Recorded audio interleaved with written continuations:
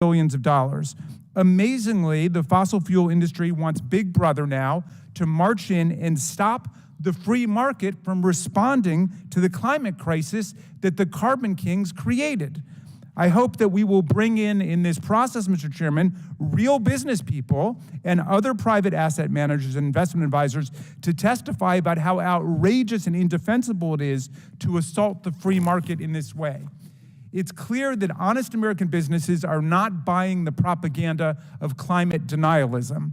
They have a duty of loyalty and care to their shareholders, and they're focused on the actual bottom line, and that always means, as we will hear from the minority witness today, facing reality, facing the real risks and costs that businesses encounter, not swallowing a bunch of mythology and lies. America's most successful investors and asset managers have voluntarily and freely embraced responsible investment principles as a fulfillment of their legal fiduciary duty to minimize risk, maximize returns, and prudently plan for long-term challenges like the ones associated with climate change. That is the freedom, and that's the decision that the fossil fuel industry and its supporters want to destroy. But responsible investing works, and we have the opportunity to explain it today. The proof is in the pudding. Over the last decade, Bloomberg's ESG index performed dramatically better than Standard & Poor's traditional fossil fuel-based index. Consider this remarkable contrast on the sign behind me. Now, the ESG index is obviously performing a lot better than the general stock index, but I would never say, Mr. Chairman, because of these stunning trend lines, which smart investors will certainly take note of, I would never say that the states or the federal government should force all investors or asset managers to steer all their investments into ESG stocks like wind or solar or conservation or whatever. I would never say that. If there are investors who want to continue to invest in just big gas and big coal and big oil, that is totally their prerogative and right to do so, and I would never interfere with that. But one can only regard with amazement the fact that the fossil fuel industry is using their massive wealth and power now to try to force investment funds, asset managers, unions, pension funds, and businesses to invest in the less successful carbon-dominated stocks. It makes sense to say in the free market that no one should be forced to do the demonstrably right thing with their money, but it is appalling to say that everyone should be forced to do the demonstrably wrong thing with their money. Let's let the free market operate. The new campaign against what Tocqueville called the enlightened self-interest of American business comes dressed as an attack on woke capitalism, the same epithet used by Governor DeSantis in his attack on the Disney Corporation, which has backfired so badly on him. Although every other word coming out of their mouths these days is woke, our friends have proven famously unable to define what they mean by woke. So I did a little research, and I want to help with the etymology of the word. Woke comes from the Indo-European root weg, which means to be strong, lively, alert. That root grew into woke, awake, wakefulness, but it also grew into the closely related word vigilance. And I think vigilance is probably the best definition of woke as you guys are using it. The whole point of being a fiduciary is to be vigilant, watchful, and alert to opportunities and risks. And that's what asset managers, corporate board members, and executives do with other people's money. The opposite of a vigilant, woke investment strategy is a negligent and inattentive investment strategy. Or to put it more simply, when it comes to climate change, if you don't have a woke capitalism, you're going to have a broke capitalism. Responsible investing principles, including ESGs, have been freely chosen by America's companies and employed by asset managers and pension fund managers for decades. Right-wing attacks on these principles, fueled by dark money, corporate special interests, and flawed legal arguments, threaten now the savings and retirement of Americans by forcing asset managers to ignore material risks and considerations and violate their fiduciary duties. And we're hearing this from all over America. After Kentucky passed a law in April of last year to divest state funds from financial companies that used ESG principles, the county employment retirement system responded that the requirement was, quote, inconsistent with its fiduciary responsibilities. An analysis by the Kansas Public Employees Retirement System of anti-ESG legislation proposed in the state found that it, quote, could cause more than $1 billion in losses due to the early sale of assets and could reduce returns by $3.6 billion over the next decade. In August of 2022, the Florida State Board of Administration divested its pension from BlackRock due to the asset manager's ESG commitments. And in May 2023, Governor DeSantis signed into law a bill prohibiting state and local government funds and pensions from considering any social, political, or ideological factors. Analysis by the Sunrise Project indicates that because of these incomprehensible actions, Florida stands to spend between $97 million and $361 million more on municipal bonds alone to satisfy this new anti-woke political correctness standard.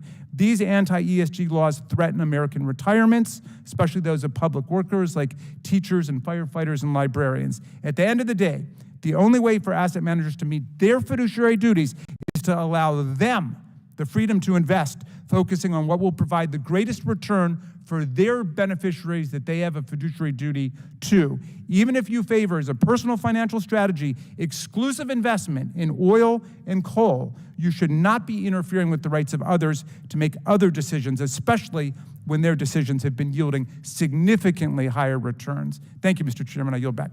Gentleman yields back. I'm pleased to welcome our three witnesses today who are all statewide elected officials.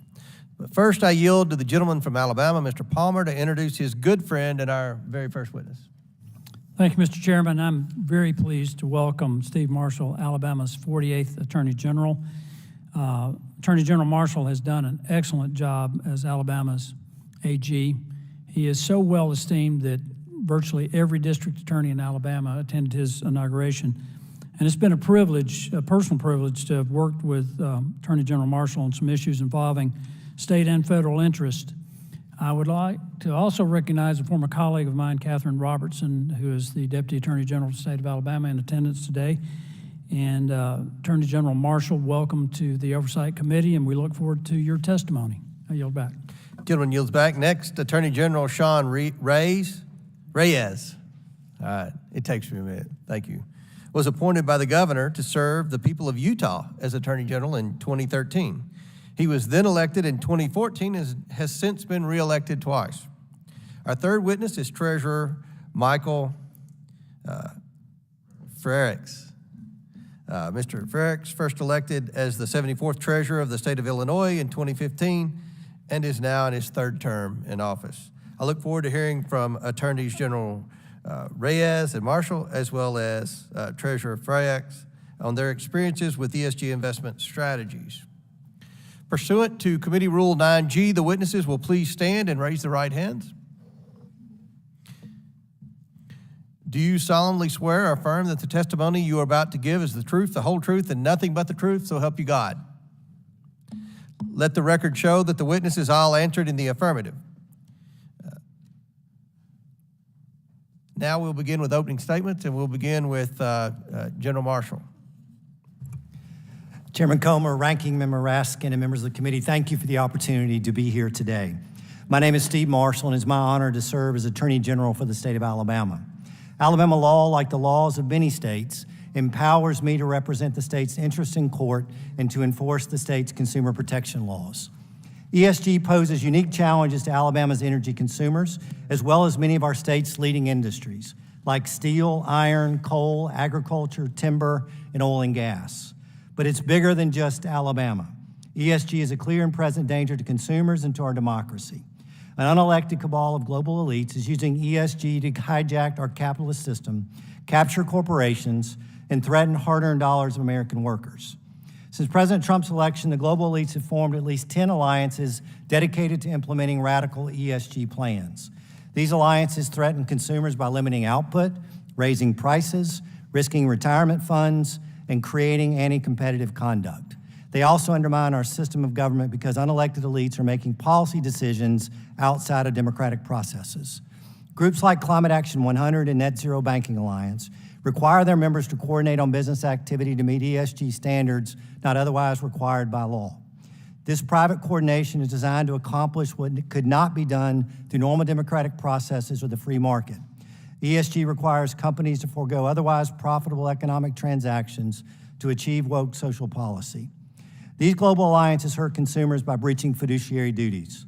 Those entities entrusted with Americans' money have a fiduciary duty to act in their investors' sole interest by maximizing returns. Yet ESG acolytes have openly pledged allegiance to causes over profits, often failing to give consumers adequate notice or any meaningful say in the decision to virtue signal with their hard-earned dollars. ESG is not good for American workers. The retirement savings of many Americans are invested, advised, or affected by an entity that's participating in a net zero alliance. Woke agendas should not impact how retirement dollars of workers are invested. Americans who are responsibly saved for retirement should be confident that their money is invested in a manner to maximize returns and not further the goals of agenda-driven investment managers. ESG also hurts consumers by increasing energy prices. To accomplish their net zero goals, these alliances must work to phase out fossil fuels. Energy output is then limited, which results in higher prices for consumers. And in states like Alabama, under these policies, consumers would only face higher prices, but also a lack of energy supply altogether. ESG threatens America's energy independence and national security. America achieved energy independence during the Trump administration, but ESG weakens America by constricting foundational economic sectors like energy, such that we now must beg foreign countries for oil. ESG also makes America dependent on products made in China like solar panels and electric battery components. This threatens to give China and other bad actors a competitive advantage and leverage against the United States. These alliances also hurt consumers through anti-competitive conduct. Alliance members appear to be conspiring and combining to restrain trade and commerce by colluding with other members to reduce competition amongst themselves and coordinating restricted investment and action toward specific companies unless ESG policy objectives are implemented. And let's be clear, ESG activity is subject to antitrust laws, as the Biden administration has publicly confirmed. ESG threatens America's democratic system. In this country, important policy decisions are supposed to be made through the process set forth in the Constitution. Congress debates issues and passes legislation. The president signs and enforces legislation, and the judiciary reviews any challenged legislation. The global elites are using ESG alliances to circumvent our system of government by shifting power to unelected elites, both inside and outside the United States, who are not accountable to American voters. Global elites are advancing ESG through unlawful and anti-democratic means, but Republican attorneys general are fighting back to protect consumers from harm caused by woke ESG policy. Republican attorney generals have launched investigations in the Net Zero Banking Alliance, Climate Action 100, and other companies, commented on policy proposals, warned companies to not violate the law, and initiated litigation where warranted. Republican attorneys generals are defending Americans from these global elites and radical ESG activists. We appreciate the attention this committee and members of Congress are giving to ESG. This conversation and debate is one that must be returned to you, our nation's policymakers. Mr. Chairman, thank you for the time of being here today. Thank you, General Reyes. Chairman Comer, Ranking Member Raskin, and members of the committee, thank you for inviting me to testify before you on this important issue of whether environmental, social, and governance, or ESG factors, are distorting our financial system and harming consumers and working-class Americans. ESG involves some of the biggest and most powerful players in the global economy, forcing costly operational changes on American companies in pursuit of the 2015 Paris Agreement goals. These goals have never been adopted as yet by Congress, but contemplate changes to our way of life that are far-reaching and fundamental. It would impact everything from how we grow our food and what we eat to how we power our homes and businesses. These changes involve balancing multiple trade-offs, including financial costs and benefits, how quickly or slowly the government imposes new technologies, and how reliable of a power grid we will have. My view is that we should trust consumers, promote American energy independence or even dominance, and avoid as much regulation as possible. But answering these difficult and critical policy questions is the role of the people's elected representatives in our Republican form of democracy. That would be each of you in Congress and state and local policymakers, not me or unelected bureaucrats, foreign governments, asset managers, proxy companies, or anyone else. But ever since the signing of the Paris Agreement, there's been an open conspiracy to bypass Congress using the power of horizontal agreements by key players in our financial system. Some of these groups are Climate Action 100, the Glasgow Alliance for Net Zero, which include the largest asset managers, banks, and insurance companies globally. These horizontal organizations seek to use their collective market power over tens of trillions in assets to force burdensome changes on American companies. Such changes drive up the cost of goods and they harm shareholders by reducing returns. In sum, ESG is an undemocratic tax on our economy and productivity. ESG also weakens Americans' national security and that of our allies for all the reasons that my colleague outlined. Many renewables require rare earth elements and other supply chain needs that are dominated by China. Thus, adopting these fundamental changes to our energy supply provides China even more leverage over our economy and security. The various problems with ESG present a multifaceted topic beyond the scope of any single hearing. But in addition to the more macro ESG concerns that General Marshall and I have raised, I present three very specific ESG concerns to you today. These are areas the committee can and should investigate further. The first is the role of asset manager agreements on utility companies and whether the Federal Energy Regulatory Commission, or FERC, is doing its job to ensure asset managers who collectively own significant percentages of utility stock are improperly influencing the operations of those utilities. The second is the role of proxy advisory firms in making recommendations for share voting that are based on the goals of pressure groups rather than shareholders' best interests. In one particular case, this includes a proposal for considering race in insurance underwriting, which violates applicable anti-discrimination laws and therefore should not even be on proxy statements. The third is the recent Department of Labor rule allowing ERISA fiduciaries to consider collateral factors in investments in shareholder voting. This is a severe weakening of the fiduciary rule, and I applaud you, the bipartisan action that you took in Congress to repeal this rule under the CRA. It's only because of the president's veto that this rule presently stands. And I'm proud to be leading a coalition of 26 states, along with private parties challenging this rule in court. In conclusion, I'm not here to debate the policy of E, S, or G. There is a time and place for that. And while it may not be today or in this committee, I am convinced it is in this larger body of Congress where such policy should be determined. So if I'm not here to dispute or defend policy, what is my purpose? I'm here to warn you about the process involved in effectuating ESG goals. No matter how much you may agree with the policy being pushed, if you deconstruct the process, it is a flawed and dangerous one and may also be illegal. The process threatens your prerogative as representatives of the people. It gives no consideration to checks and balances or separation of powers. It ignores the rule of law. It undermines our American system of lawmaking, however inefficient and vexing it may be at times. The process focuses all the power centers of the financial sector into one organized syndicate of pressure. Whenever such a concentrated array of power conspires together for a specific outcome, we must be wary. As state AGs, we will exercise our power to expose these entanglements and protect consumers. We hope you will use your power to do the same. Thank you. Thank you. Chair recognizes Treasurer Frerichs.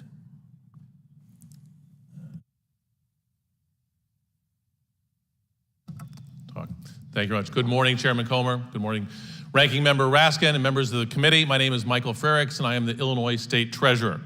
I am the state's Chief Investment and Banking Officer, and in that role, my office manages approximately $52 billion. The portfolio includes about $26 billion in state funds, around $17 billion in college savings and retirement funds, and about $9 billion on behalf of local and state governments.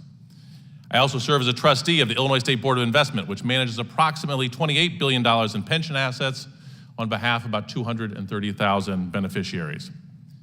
It is my job to protect and grow the hard-earned savings of families across the state, as well as funds that state and local units of government depend upon. I take this responsibility very seriously.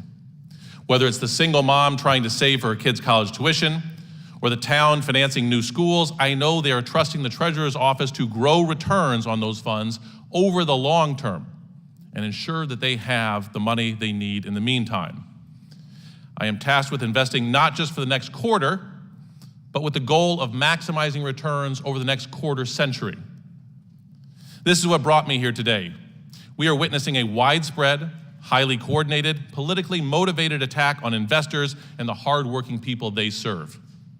This pushback is anti-free market and anti-investor. It is misleading and it is harmful.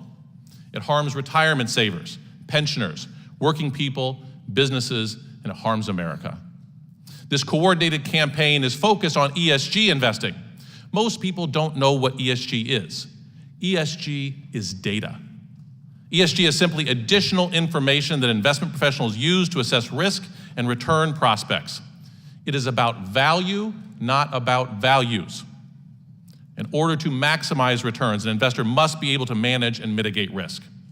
The more data we as investors have, the better informed our decisions are when selecting investments over the long term. ESG is about looking at a wider range of risks and value opportunities that can have a material financial impact on investment performance. For example, if you're investing in a pharmaceutical company, it's thinking about whether that company has exposure to massive lawsuits because of its role in the opioid epidemic. Our approach is to integrate material ESG factors into investment decisions along with many other considerations. We are not ignoring traditional financial factors like profitability and creditworthiness. We are integrating more data into our decisions to give us a better idea of risk and growth prospects. This approach is backed by academic research, but it's also common sense. Companies that value their workers have less turnover and higher productivity. Companies that build a strong corporate governance structure will be more resilient and valuable over the long term. While I welcome healthy debate about best practices and fiduciary duty, I do not welcome the deployment of blacklists and overreaching legislation that would strip professionals of their freedom to invest responsibly. I do not welcome decrees that ignore the research, fundamentally misunderstand the role of fiduciaries, and impose real costs on taxpayers, pensioners, and hardworking families. When it comes to material data, it's irresponsible to tell investment professionals to ignore information that they can use to do their jobs better. Frankly, I'm deeply concerned by the highly orchestrated attacks on the investment profession and the focus on restricting investors' freedom to exercise their professional discretion and fiduciary duty. To ask investment professionals to ignore material risks and investment opportunities is asking us to stop doing our jobs. For example, should we ignore when healthcare companies understaff their operations and jeopardize the safety of patients? Would you expect a company that does this to continue to increase in shareholder value? It would be irresponsible to ignore these issues like these, and it would be foolish to hinder professionals' abilities and their freedom to invest responsibly. This AstroTurf opposition to decades of work by investment professionals is a dangerous intrusion in our free market system. If unchecked, this war on investors will stifle economic growth, cost taxpayers and pensioners billions of dollars, as many studies have already found, and it will obstruct investors' ability to protect and grow people's hard-earned savings. In closing, now is not the time to stop investors from considering prudent data that can lead to better returns over the long term. The American economy depends on investors. Please let us do our jobs. Thank you for your time and attention. Thank you. Without objection, Representative Magaziner will be waived on the committee for the purpose of asking question at today's hearing. Without objection, so ordered. And I want to remind our witnesses and the members before we enter into the question and answer phase that we have a 5-minute clock, and we try to adhere to that 5-minute time frame. If someone asks a question and the 5 minutes expires, we'll give you an opportunity to answer it, but please be mindful. We have a lot of questioners, and we want to get through this also. We'll begin questioning. Recognize the gentleman from Louisiana, Mr. Higgins, for 5 minutes. Thank you, Mr. Chairman. Part of the focus of our hearing today is based upon a recent letter signed by 21 attorneys general highlighting how organizations, including asset managers and proxy advisors, could be violating state and federal law to channel funds for political objectives in the category of ESG, environmental, social, and government practices. One of our witnesses exclaimed that we're asking him to stop doing his job. We're not asking you to stop doing your job, good sir. We just expect to review whether or not some of your colleagues are violating the law in the course of doing their job. From the second paragraph of that letter, which was signed, by the way, again, Mr. Chairman, by 21 attorney generals, the second signature on that letter, I'd like to submit for the record the opening statement of my own Attorney General, my colleague and friend, Attorney General Jeff Landry, former congressman here in this body, was not able to attend the hearing today, but I'd like to submit his statement for the record, Mr. Chairman.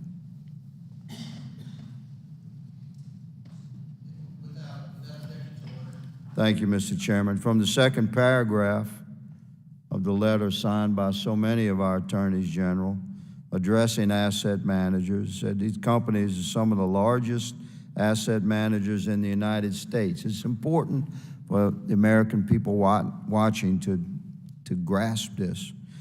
Collectively controlling trillions of dollars of investments. Many individuals and organizations count on these asset managers to provide sound investment products and advice. The top 3 asset managers alone cast about a quarter of the votes for the S&P 500 company shareholder meetings. They are therefore not only bound to follow the general laws discussed, but also have extensive responsibilities under both federal and state laws governing securities. Broadly, those laws require asset managers to act as a fiduciary and in the best interest of clients, exercising due care and loyalty. Simply put, asset managers are not the same as political or social activists and should not allow vast savings entrusted to be commandeered by activists like ESG activist organizations. So, Attorney General Reyes, I'd like to address the question to you, sir, regarding, to clarify for America, what legal requirements must asset managers who act as fiduciaries adhere to when investing on behalf of a client? And how do these requirements impact investment decision makings? And I'm going to ask you to address not only the letter of the law, but the spirit of the law that we're inquiring about today. Thank you for the question, Congressman. I'll try to be brief, and it's very simple. Their duty is a fiduciary duty. Under laws like ERISA, it is the highest of all duties that one can owe to another in a fiduciary relationship. And that fiduciary duty requires them investing assets on behalf of others to maximize shareholder value, to maximize return back to the shareholder. It's as simple as that. That has been the rule, the prime directive, if you will, for generations. And it served our market and it served our nation well. How would you assess, for the committee and for Americans viewing this hearing, how would you assess, Attorney General Reyes, the performance of ESG investment versus traditional investment?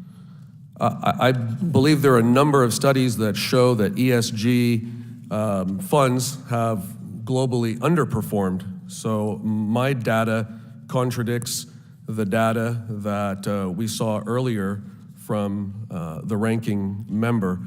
If I recall, and there are multiple studies, but I'll point to one, over the past 5 years, global ESG funds have underperformed the broader markets by more than 250 basis points per year, an average 6.3% return compared with an 8.9% return.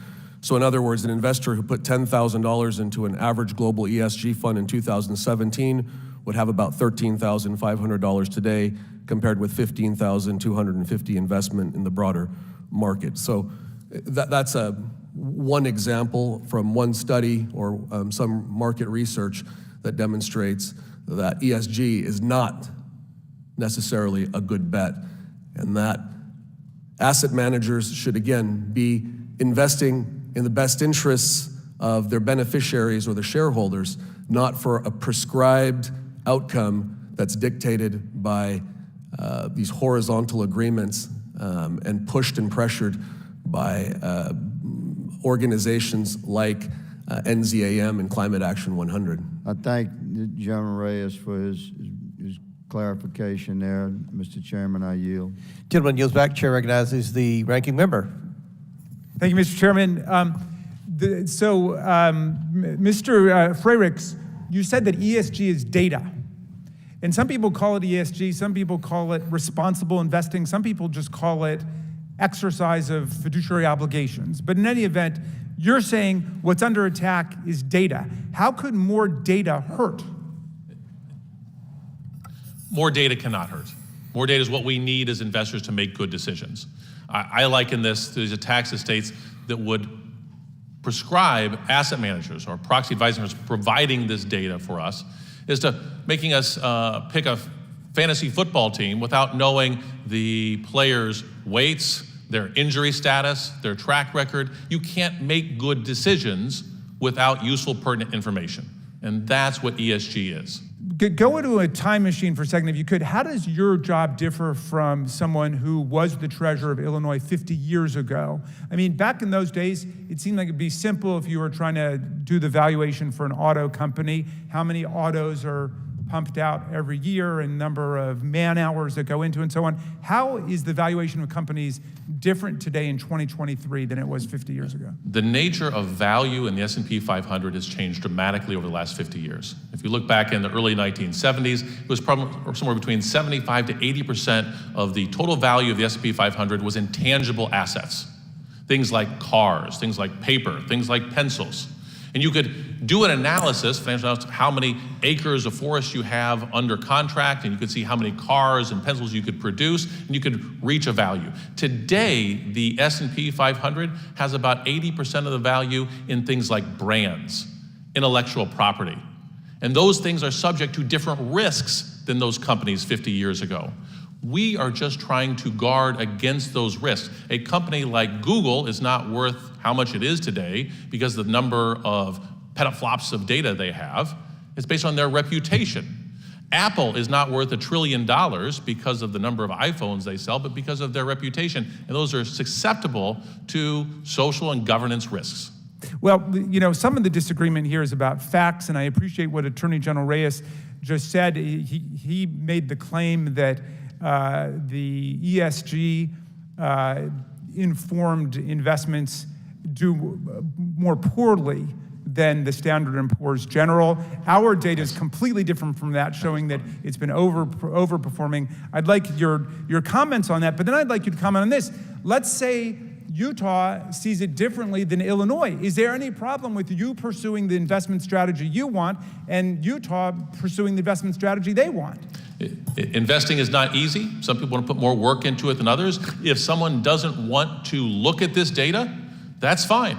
They have that freedom. Nothing in ESG prescribes that someone has to consider these sources.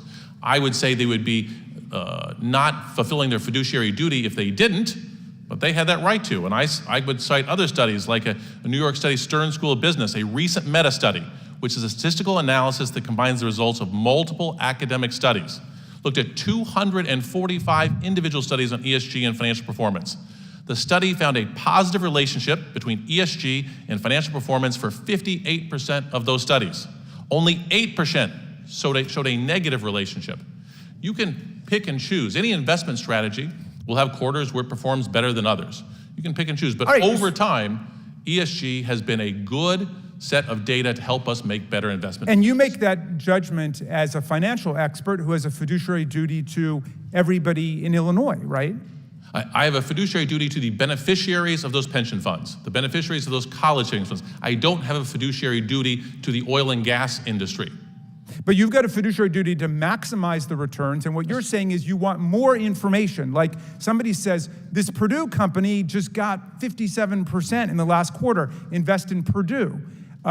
What about saying, well, that's all that you could do at that point? You can't look at whether or not they're trying to get people addicted to drugs because that would be too woke.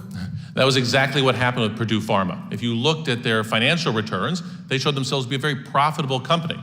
But we wanted to know more because there are risks associated with selling highly addictive drugs. Oh, so that's a real case for you. Real case, reputational risks, regulatory risks, litigation risk. And those litigation risks took a company that was very profitable for a long time and bankrupted it. Okay, this is my final question.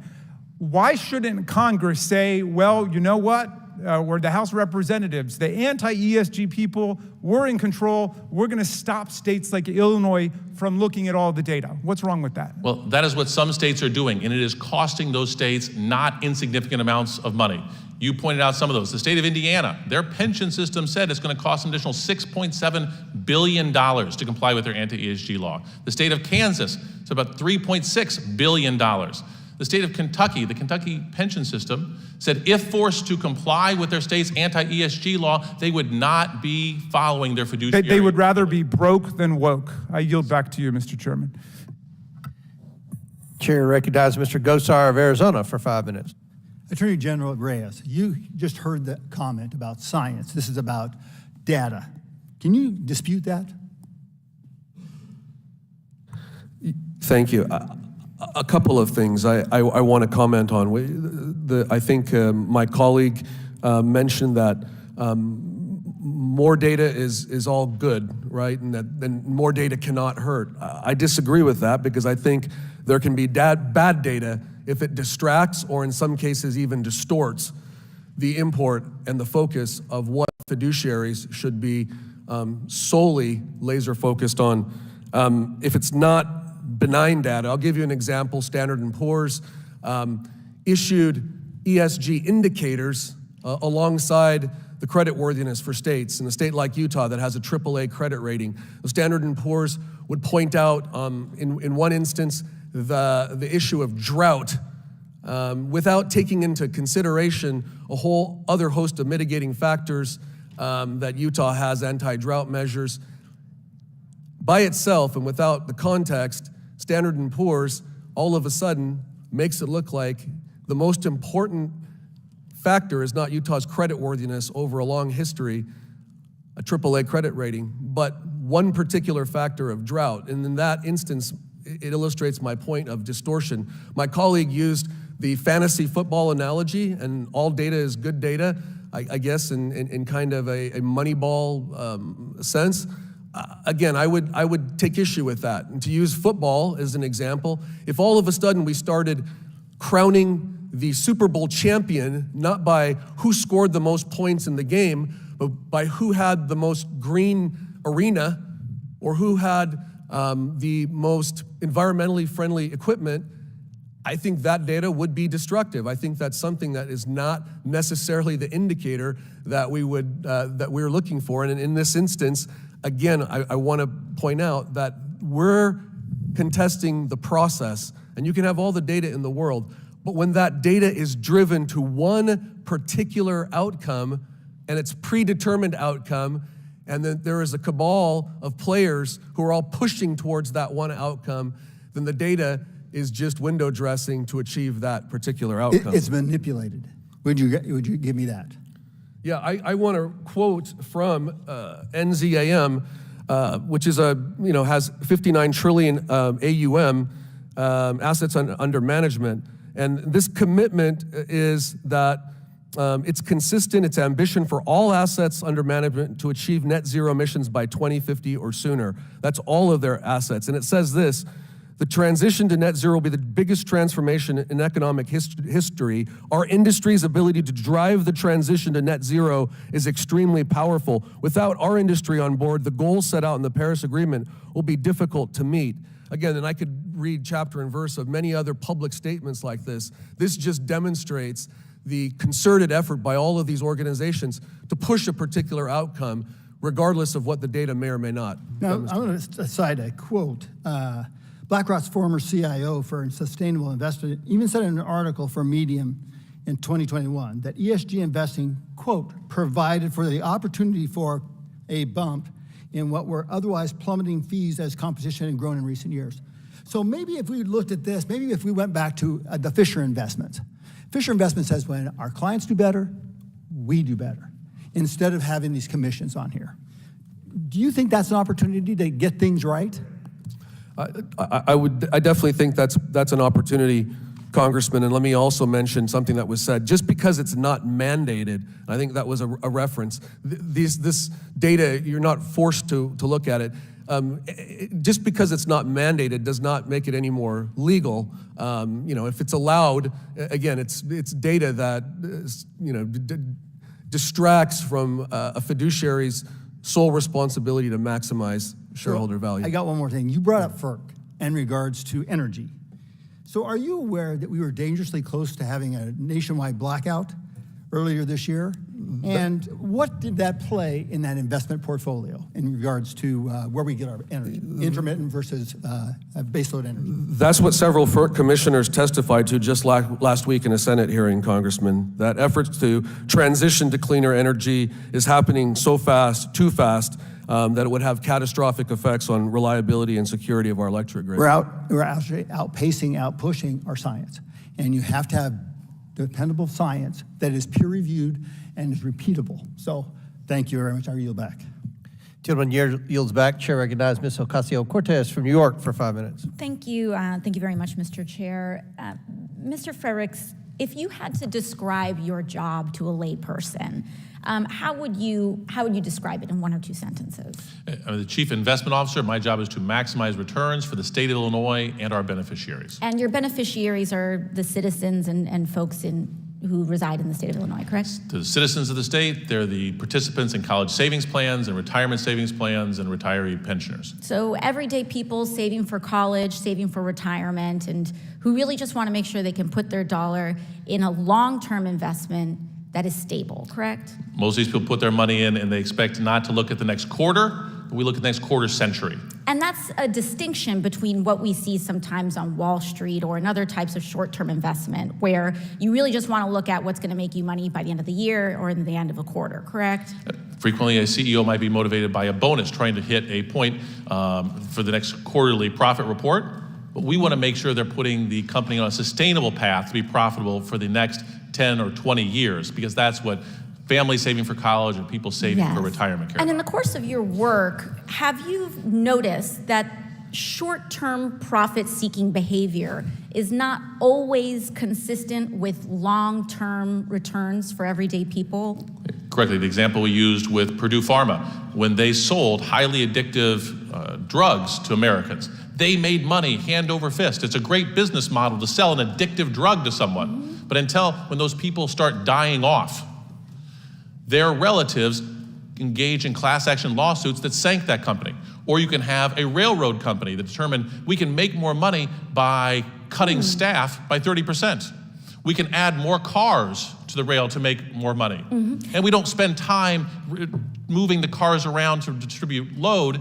And then when that railroad has a derailment in Ohio, it costs that company real dollars. Because it costs investors, shareholders, and beneficiaries. Yeah, and it's interesting that you bring that up, Mr. Frerichs, because I think what we're seeing here is that the other side of the aisle is making the argument here that we should just look at the balance sheets, the short-term returns, and the short-term investments in order to make long-term financial decisions.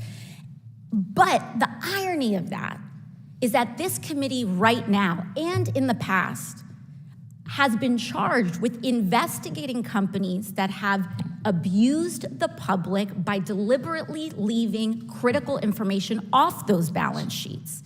You've seen that in your work, haven't you, Mr. Frerichs? We've all seen this. I heard a talk about bad data. There was bad data, there was false data that sunk Enron. This had nothing to do with ESG. You can look and find bad data anywhere. It's the job of an investor to sort through that data and to look through multiple lenses. Right, we just lived through this with SBF and FTX. We just saw this 2 years ago. We went through a multi-installment investigation of DuPont's poisoning with respect to PFAS in water. Veterans communities that live around military bases, airports, et cetera, dealing with reproductive cancers, testicular cancers, from information that was withheld from those balance sheets. Norfolk Southern and the train derailment in East Palestine, those communities are struggling to access information that this company is hiding because it is not necessary to put on their balance sheets. Right now, we are investigating Abbott for baby formula and the issues that were happening with infants dying in baby formula, and that too was kept off balance sheets, but also had financial impacts on the performances of those companies. They had to take that production offline. And so the argument here is that our our investment managers in different states should not take this information into account when making investment decisions for the public. Mr. Frerichs, can you really do your job if you're just looking at short-term returns, if your job is for the long-term financial health of people saving for college and retirement? No, as a fiduciary for families saving for college, for people saving for their retirement, they don't really care so much if a company is profitable next quarter. They care if it is profitable for the next 10, 20 years or quarter century. And so when we talk about where this push is coming from, why now? Why is this happening? This is happening because the nature of value in companies has changed. We still do traditional financial analysis, but we layer on another level of analysis to deal with these risks, and they are material.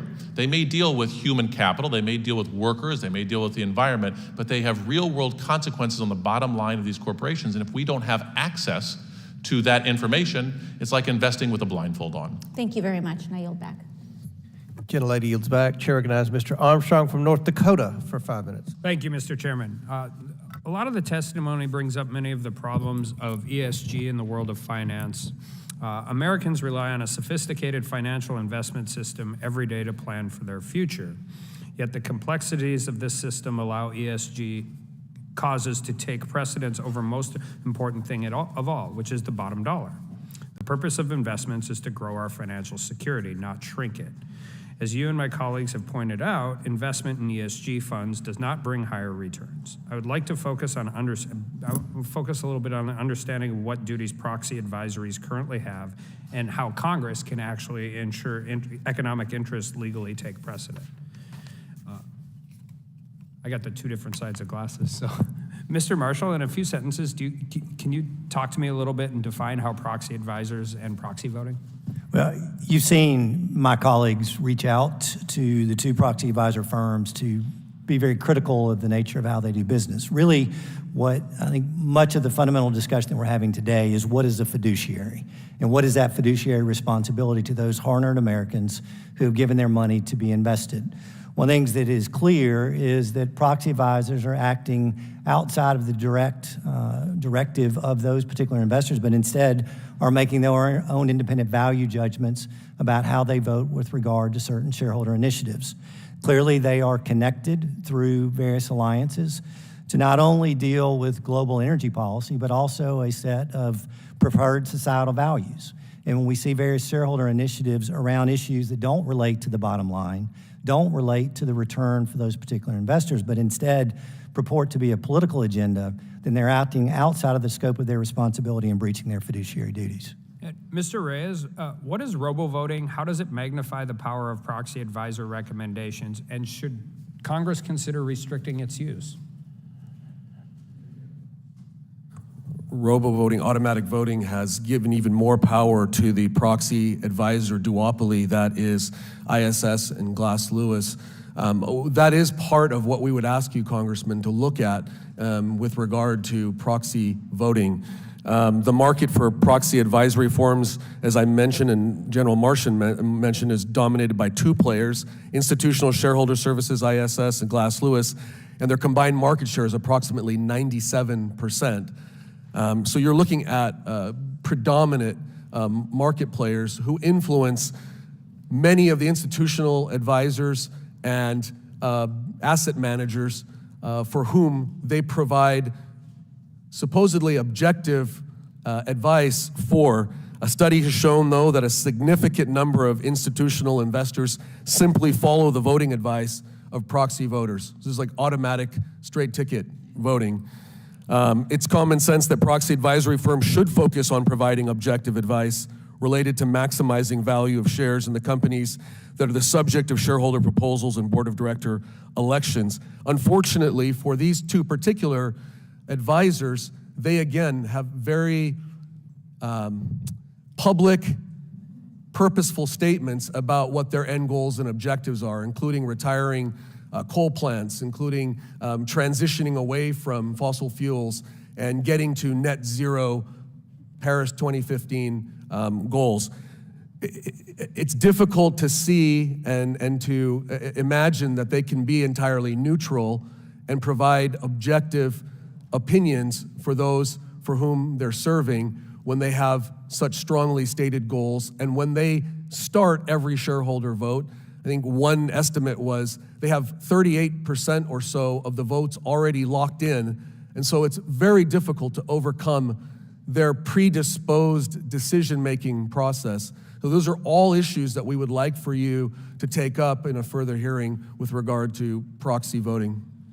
And Mr. Marshall, if proxy voters are not acting in the best interests of their shareholders, what current mechanisms are in place to hold them accountable, and what should be accountable to? One of the things that exists for AGs is under our consumer protection laws, Deceptive Trade Practices Act. I think one of the things that you've seen already is Republican attorneys general have been active on the investigative side using both our consumer protection laws as well as the antitrust laws. Multiple investigations are now pending, and we have the opportunity to be able to report back on those investigations. But as well, I think General Reyes has outlined for this committee various ways that this body can act to be able to rein in what we believe is an unlawful practice. Well, as somebody who served in state government and the federal government, I appreciate the fact that sometimes you can move more quickly than we can. With that, I yield back. Chair recognizes Ms. Bush from Missouri for 5 minutes. Thank you, Mr. Chairman. St. Louis and I are here today for a timely and important hearing to defend the planet itself. The acronym ESG has been used so much today already that I'd like to remind everyone what it stands for: environmental, social, and corporate governance. The relationship between the activities of giant corporations like Microsoft, Apple, and eBay have an immeasurable impact on our society and on our environment. By now, we all know that the health of our planet is fleeting. All you have to do is step outside, feel the seasons getting shorter and the temperatures getting higher. You just have to turn on the news to see the latest natural disaster devastating communities. You just have to listen to the scientists and climate experts who are telling us point blank that it is now or never. Act today or wish you had yesterday. My hometown of St. Louis ranks among the highest across the country in rates of asthma, with rates significantly higher for Black residents than white residents. ESG principles are the bare minimum corporations can abide by to protect the communities that serve as their domestic headquarters in cities like St. Louis. The cost of doing business should not be a lifetime of pollution for small towns and cities across this country. Mr. Frerichs, do Republican attacks on responsible investing practices actually increase the waste and mismanagement of taxpayer dollars? Yes or no? Well, and if so, how? I think attacks that limit our ability to consider all factors, to have access to data, costs us, and this has been documented in other states. No, I think there's a misunderstanding of what proxy advising firms do. The secret right there is in the word advisory. They don't make these votes, the fiduciaries make these votes. And if a fiduciary decides to just turn it all over to someone else, that's their choice, but a good fiduciary will rely to their advice and other sources of information. You know, we're part of several coalitions we get information from. The example I like to use is we're trying to get a good, clear picture of these corporations and their profitability over the long term. Now, you notice I wear glasses. I didn't always wear glasses, but the nature of my eyes changed over the last 30 years, and I had to take steps to see better. And when I went to go see an optometrist, they gave me a choice of 2 different lenses and said, which helps you see better? ESGs are different lenses to see. I say, okay, well, first lens helped me see better. They'll show me 2 different ones, and eventually, after looking and through several different lenses, we'll get a much clearer picture. That's what ESG data does. It helps us to have a better picture about the long-term profitability of these companies. Thank you for that.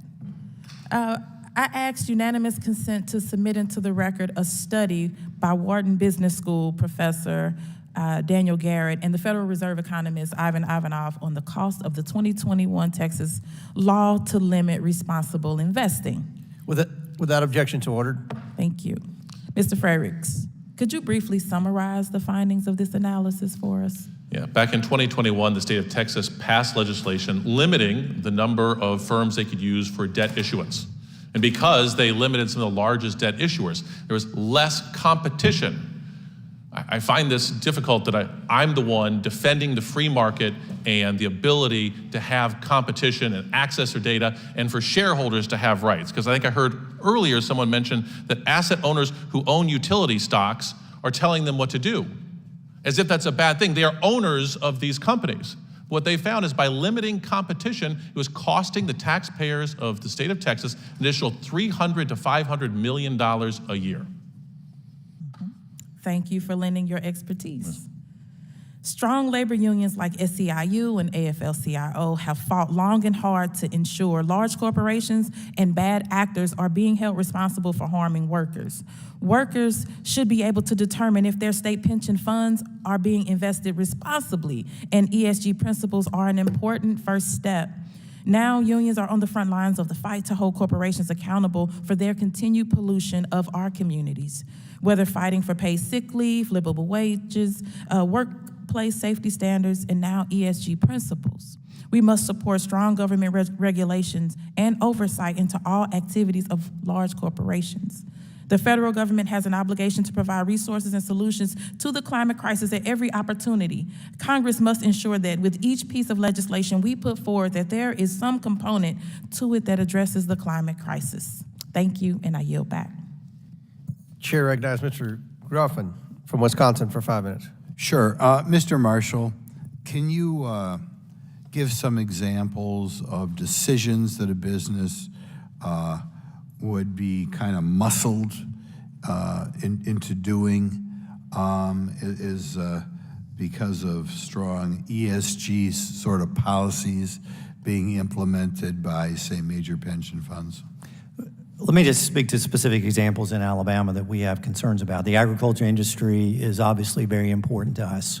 One of the things being targeted, for example, is the farmers' use of certain types of fertilizer, how it is that they use their land itself, and the products they use to be able to produce what food goes on to the tables of families across our country. So imagine that a farmer is dealing with a member of the Net Zero Insurance Alliance who comes to that farmer and says, as part of our underwriting, we think that you need to be able to change the fertilizer that you're using. We need to be able to change your land management, or else we're not going to insure you, or we're going to make it cost prohibitive. Could you see a situation in which, say, a bank is kind of muscled into giving out more loans to people who haven't saved money, for example? Carson, I think we could not only see that, but we could also see the opposite, right? That we know that the Net Zero Banking Alliance group boycotts certain industries as well as limits funding of certain projects, so that not only could we see a bank coerced to lend in ways they wouldn't previously, but also see the exact opposite, and that is to keep capital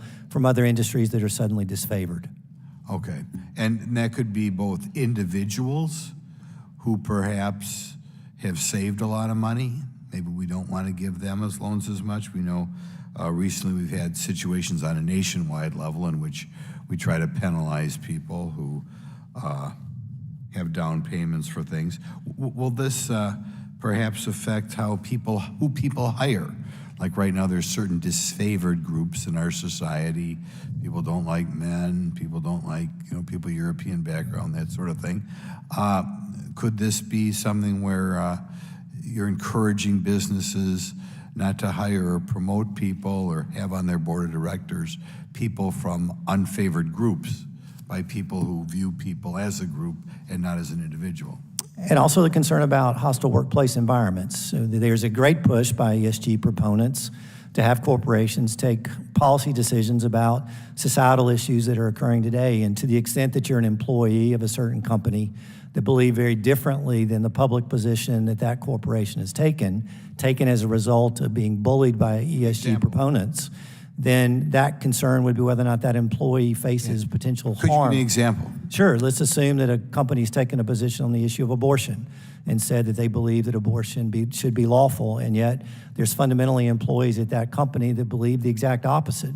Number one, they're going to be stigmatized if in fact they express their particular views, but also the concern is whether or not they're going to be denied opportunities for employment and advancement. So, and we'll just share the wealth here, Mr. Reyes. Would that result in people being discriminated against, say, for a place on a board of directors based on political viewpoint? Yes, and that's been stated by these organizations. They're not shy about it. They're very forthright, and they said that we will oppose and we will not support directors with certain social or environmental backgrounds. Wow. What type of potential directors would be hated by this group? Again, any number of them who don't support, for example, on the social side, racial discrimination audits. And I'll give you an example. There was a traveler's insurance case where a group of activist shareholders, I think it was Trillium Group, forced a shareholder vote on an audit that they demanded, which was a racial profiling audit that would require Travelers Insurance Company to potentially violate state laws in numerous states if the resolution passed.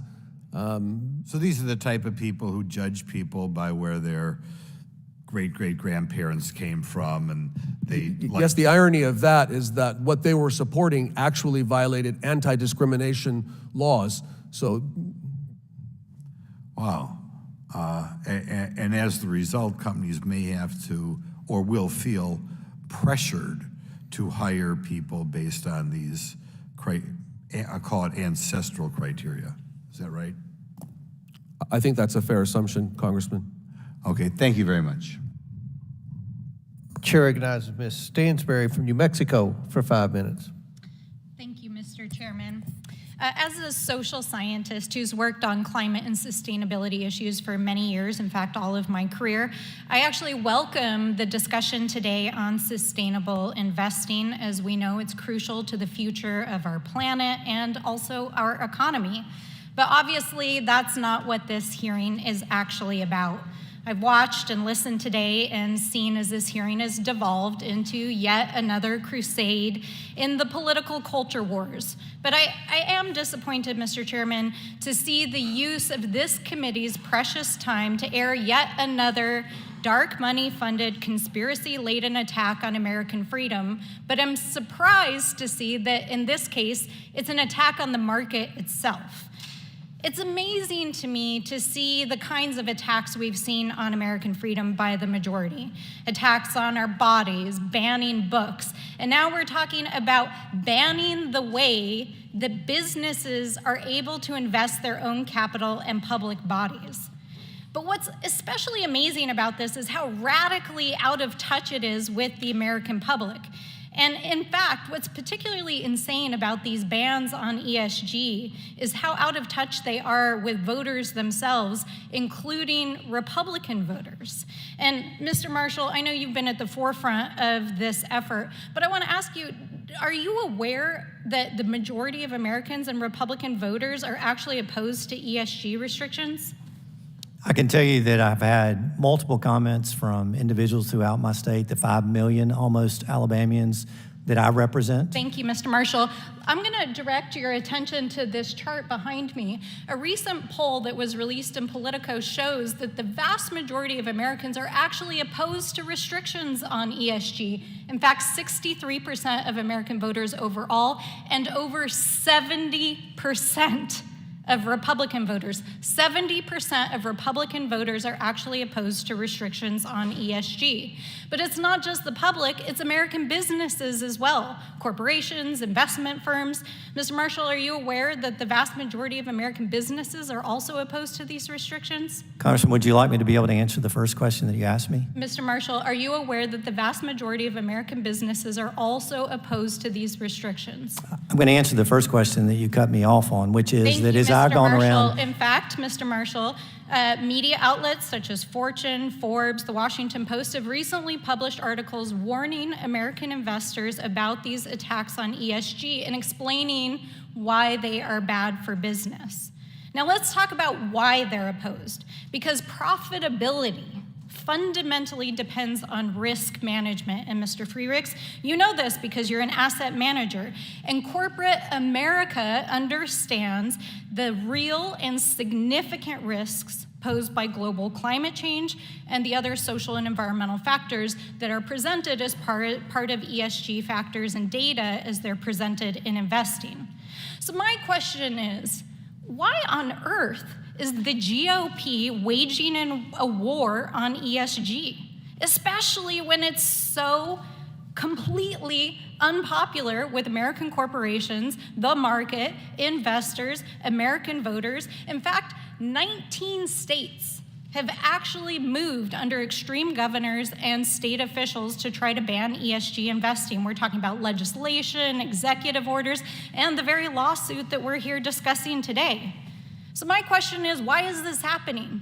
And I think, Mr. Freericks, as you've indicated, I think in your testimony, we have to follow the money. And the reality is that this is a well-coordinated and political attack.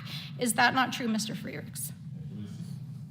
It would seem that the fossil fuel industry is leading a charge here. We had talks about how banks are muscling companies. We have seen that. We have seen banks being muscled. Legislation in Texas is muscling banks to invest in the fossil fuel industry. Banks like to be diversified, and if they decided that they wanted to invest in renewable resources, like biofuels from Iowa, or wind turbine blades from Ohio, or solar panels being installed in Arizona, they would be punished for that. That's the real shame here. Right, so ESG has become another boogeyman in the culture wars. This is not about fiscal responsibility. You know, it's evident we're sitting here in the very week that we're debating a potential default on the American debt ceiling. And yet the GOP is claiming that this is about fiscal responsibility and fiduciary responsibility to shareholders and the public. That is not what this is about. It is a well-funded, dark money-funded culture war attack, not only on the American economy, but on the American people. And with that, I yield back. Yields back her time. The gentlewoman from Colorado is recognized for 5 minutes. Thank you, Mr. Chairman, and thank you to our panelists for being here today. As we have heard today, there are numerous concerns related to so-called environmental, social, and governance policies being indoctrinated into accounts by woke asset managers. Today's hearing will help us better understand what Congress can do to ensure that activist stakeholders will not encourage woke corporate activism, as we have seen recently with Anheuser-Busch, Disney, and even Nike. Because as we all know around here, when you go woke, you go broke. So Attorney General Reyes, for background, could you elaborate on how asset managers can violate their duties by signing ESG pledges? Sure, there are a number of ways. There are federal laws that could be implicated. There are state laws, including state consumer protection laws, state securities laws. There are common law contractual agreements that fiduciaries can violate. All of those different laws come into play. And one of the reasons why we've filed a lawsuit against the current administration's Department of Labor rule, weakening the fiduciary role and the duty and the responsibility of fiduciaries, is because we think it, among other things, violates major questions, doctrines, violates the APA, the Administrative Procedures Act. So all of those different ways are legal reasons why we're concerned, Congresswoman. When you hold yourselves out as being objective and you represent to your customers and your shareholders that you are being objective, then you must live up to that and not have a predisposed, predetermined end goal in mind. And I'll make one comment. My colleague and my friend, the good treasurer, mentioned proxy advisors don't vote the shares. He's right. But in many ways, they're de facto voters because many of those fiduciaries have so many thousands of different investments that they rely almost solely on the proxy advisors. And when the fiduciaries are part of the same horizontal agreements as the proxy advisors, they're all part of one and the same scheme, there really is no free market in that. And they keep talking about free market, and that's why we're here, because there's nothing free about the coercive nature of these arrangements. And Mr. Ray, as you stated in your testimony, horizontal organizations are made up of asset managers, banks, and insurance companies.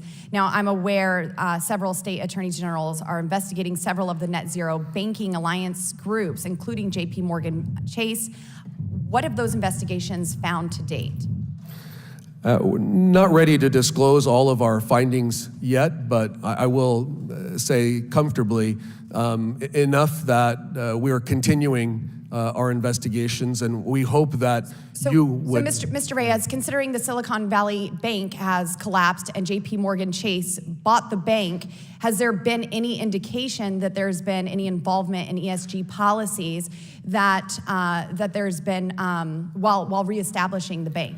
There may be, but I'm not willing to comment on that based on our investigations. Thank you so much. Attorney General Marshall, as the Department of Labor under the Biden administration has considered requiring fiduciaries to consider ESG in employee retirement savings decisions, several 401ks and thrift savings plans allow managers to use their voting rights on behalf of these retirement accounts. A prime example of this is BlackRock, a primarily left-wing activist fund that uses its status as the fiduciary for several investment funds to coerce companies into introducing these ESG politics into their retirement account savings. How can Congress help ensure that these companies are not introducing ESG policies into their investment funds and instead are maximizing returns for future seniors that will need to live off of this money in these accounts? You know, Congressman, one thing that we heard earlier from one of your colleagues is how partisan this issue is. This body has demonstrated through the Senate by attempting to overturn the new safe harbor rule under ERISA in saying that it was an improper way to consider the investments for 152 million Americans in their retirement accounts. This body can clarify clearly under ERISA the role of a fiduciary, what that means for the investment return of the individuals who have invested their accounts, and make it clear that objective criteria, not subjective ESG criteria, are used for making those decisions. Thank you very much for that suggested solution. And Mr. Chairman, I yield. Gentlewoman yields back her time. The gentlewoman from Ohio is recognized for 5 minutes. Thank you, Chair and Ranking Member, and our witnesses. I continue to be surprised by the position of my friends on the other side. Aren't the values of free market a fundamental view of their party? Environmental, social, and governance investing is one critical tool that businesses use to make financially smart investments. This type of investing emphasizes corporate models that are both financially smart and socially good, which is truly a win-win. One aspect of corporate models that is too often overlooked is the governance and social strategies component. These strategies often center around diversity in the workforce, both at executive levels and within a particular organization and throughout the broader industry. The inclusion of people of all Black backgrounds, especially those from marginalized communities, is an essential part of America's corporate success.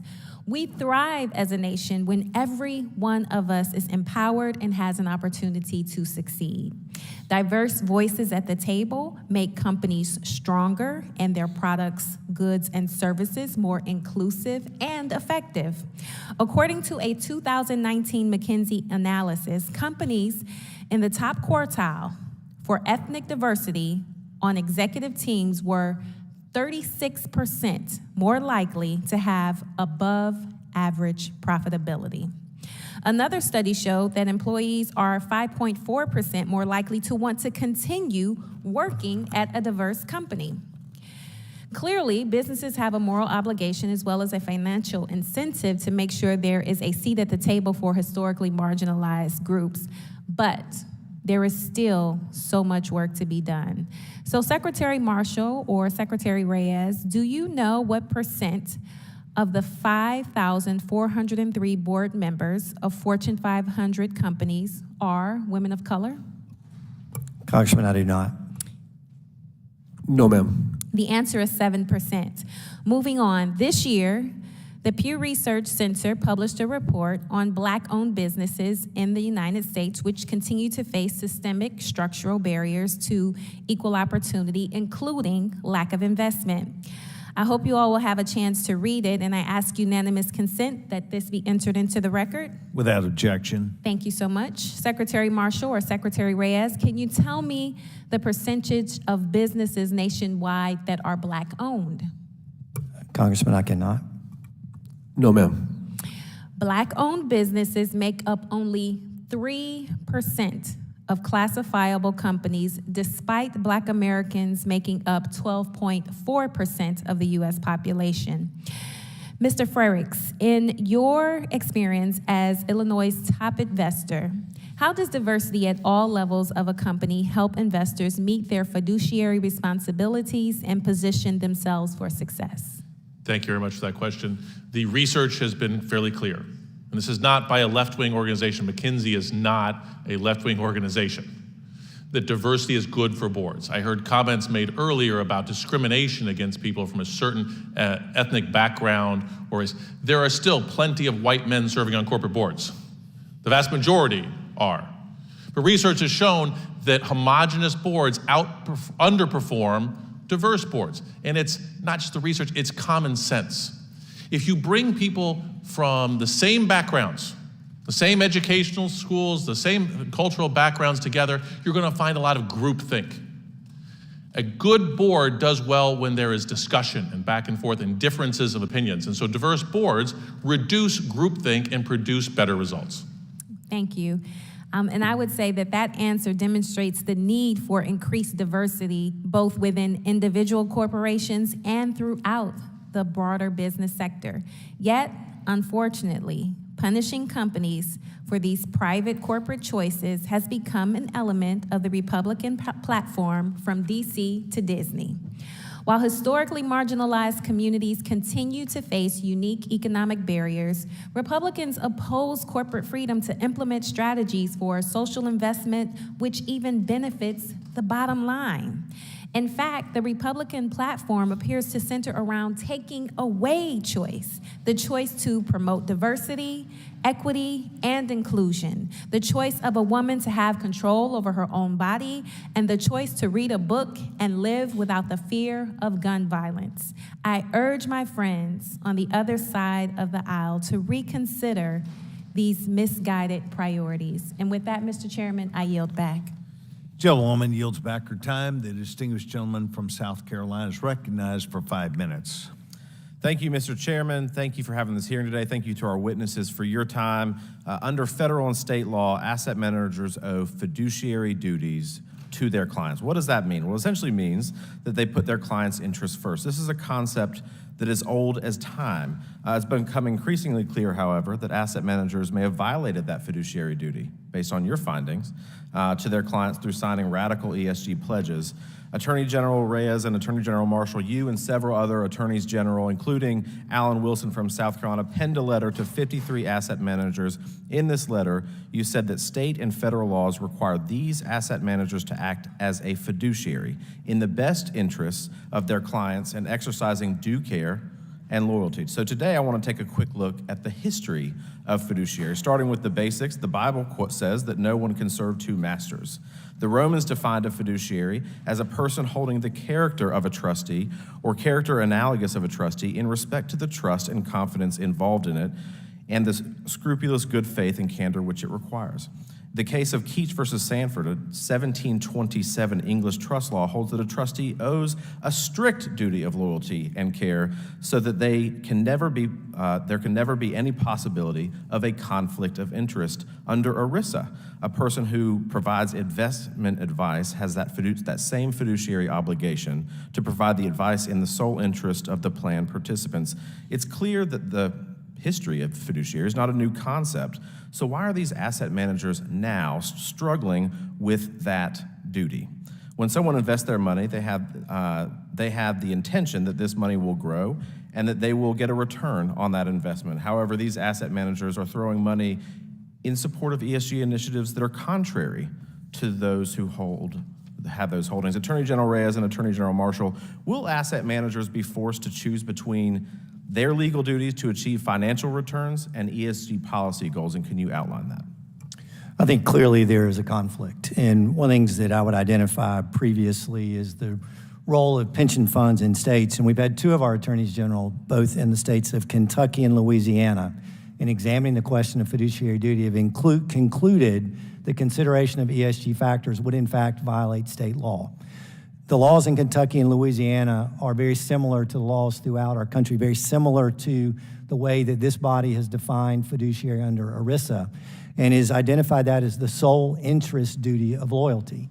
Very specifically, the Michigan Supreme Court many years ago said that a business corporation is organized and carried out primarily for the profit of stockholders. The role of asset managers is to maximize the return on that investment. Again, particularly for the hardworking Americans who have invested their retirement dollars, their concerns principally is what's going to be there when I'm done. It's not necessarily on some of the factors that are subjective within ESG, but instead to those objective factors that qualify to determine what investment should be recognized. Interestingly, my colleague from Illinois referenced glasses and an optometrist that had given him the glass prescription. An optometrist uses devices to objectively determine what your vision is, to be able to make sure that you have the right glasses, that you're not using the wrong ones. ESG criteria very differently are not objective, they're subjective. And one of the reasons why we know that is the rating agencies themselves can't agree on what the factors should be, and they also score individuals quite differently depending on their subjective view of those companies. One thing that's also clear is that certain subjective ESG factors are in conflict. For example, let's take solar powers. That if you have a company you want to be able to score well because they have converted to solar energy, we also have to recognize that that solar energy is coming from materials and manufactured in China where forced labor practices are not acceptable. Which one do you favor more? Attorney General and Attorney General Reyes, I want you to answer this one if you can for me, because I'm crunched for time, but are asset managers required to tell their clients when they enter in these ESG-related pledges? I mean, doesn't that seem to be kind of a problem? Because my understanding is that they do not have to disclose that. I'm sorry, could you repeat? I know your time's up, but I didn't. Are asset managers required to tell their clients when they enter into these ESG-related pledges? Not currently, and that would be something that the Trump rules that the Department of Labor rule just changed previously required. If it was a tie, and it's an intricate answer, but yes, there had to be transparency and disclosure and an explanation. Those rules have now gone away because of the current administration's hostility again towards that. So. It would be advisable, but there's not a requirement per se. You could read into their fiduciary duty, and I think implicitly there ought to be, but right now there's no statutory duty. Thank you both. Thank you, Mr. Chairman. With that, I yield back. Gentleman yields back. Chair recognizes Ms. Porter from California for 5 minutes. Thank you very much. Attorney General Marshall, we have different political views, but I'm going to predict that we might be able to agree on something right at the outset. I think the United States should have the strongest possible capitalist economy that it can. Do you agree? I do. All right. And capitalism is a lot like democracy. You get choices. And just like a democracy lets you choose between different candidates who may have very different political views, capitalism is supposed to let you choose between more than one product, service, or investment that meets your needs. Do you agree that choice is a fundamental premise of capitalism? I do not disagree. All right, do not disagree. I'm going to take that as agree. I will say it again. I agree with you. Thank you. Mr. Marshall, when you buy a car, what criteria do you look at to make your final decision? What's important to you? The quality of the vehicle and the cost. Okay, the car that's best for you may not be the car that's best for me. I drive a minivan, and you maybe wouldn't be caught dead in one. For all I know, maybe you're a Tesla guy. In a I drive a pickup, Congressman, let me make that clear. Well, I was going to get to that. You might. I have a lot of constituents who buy low-emission vehicles. You may have a lot of constituents who buy trucks to use for towing or hauling. The thought process behind shopping for a car is not so different from the thought process that goes into investing in a company. You gather information to see if you're getting what you want as a consumer, or in this case, an investor. Mr. Marshall, what kind of information would an environmentally conscious investor be looking for? Let's assume that these investors exist. What would they be looking for to make an investment that meets their needs? I couldn't answer that question for you. I don't know exactly how you define what it is you're talking about. Okay, so I think they're going to be looking for information about what the company's policies are to mitigate climate change risk, how they're addressing fluctuating energy costs that might be related to changes in market prices and availability of fossil fuels. They might be looking at how water shortages caused by drought might affect their business model, how supply chain interruptions caused by climate migration. There's any kinds of things they could be looking for. The point here is that a lot of investors want to know more than just dollar and cent disclosures when they're making the decision to invest or buy. Maybe you don't. Maybe all you want to look at is the dollars and cents. But environmental, social, and governance disclosures give those investors the option to take that information into account. And it's not just progressives. Plenty of conservatives have dumped their stock in Disney or stopped buying Bud Light because they think that they are too woke. Mr. Marshall, if a company became less woke based on market pressures, would you take legal action against them as AG? You have to give me a little more information to know whether or not we could. If Disney changed its policy on LGBTQ plus Americans, would you sue them? If they changed their policy to fail to protect LGBTQ Americans, would you sue them?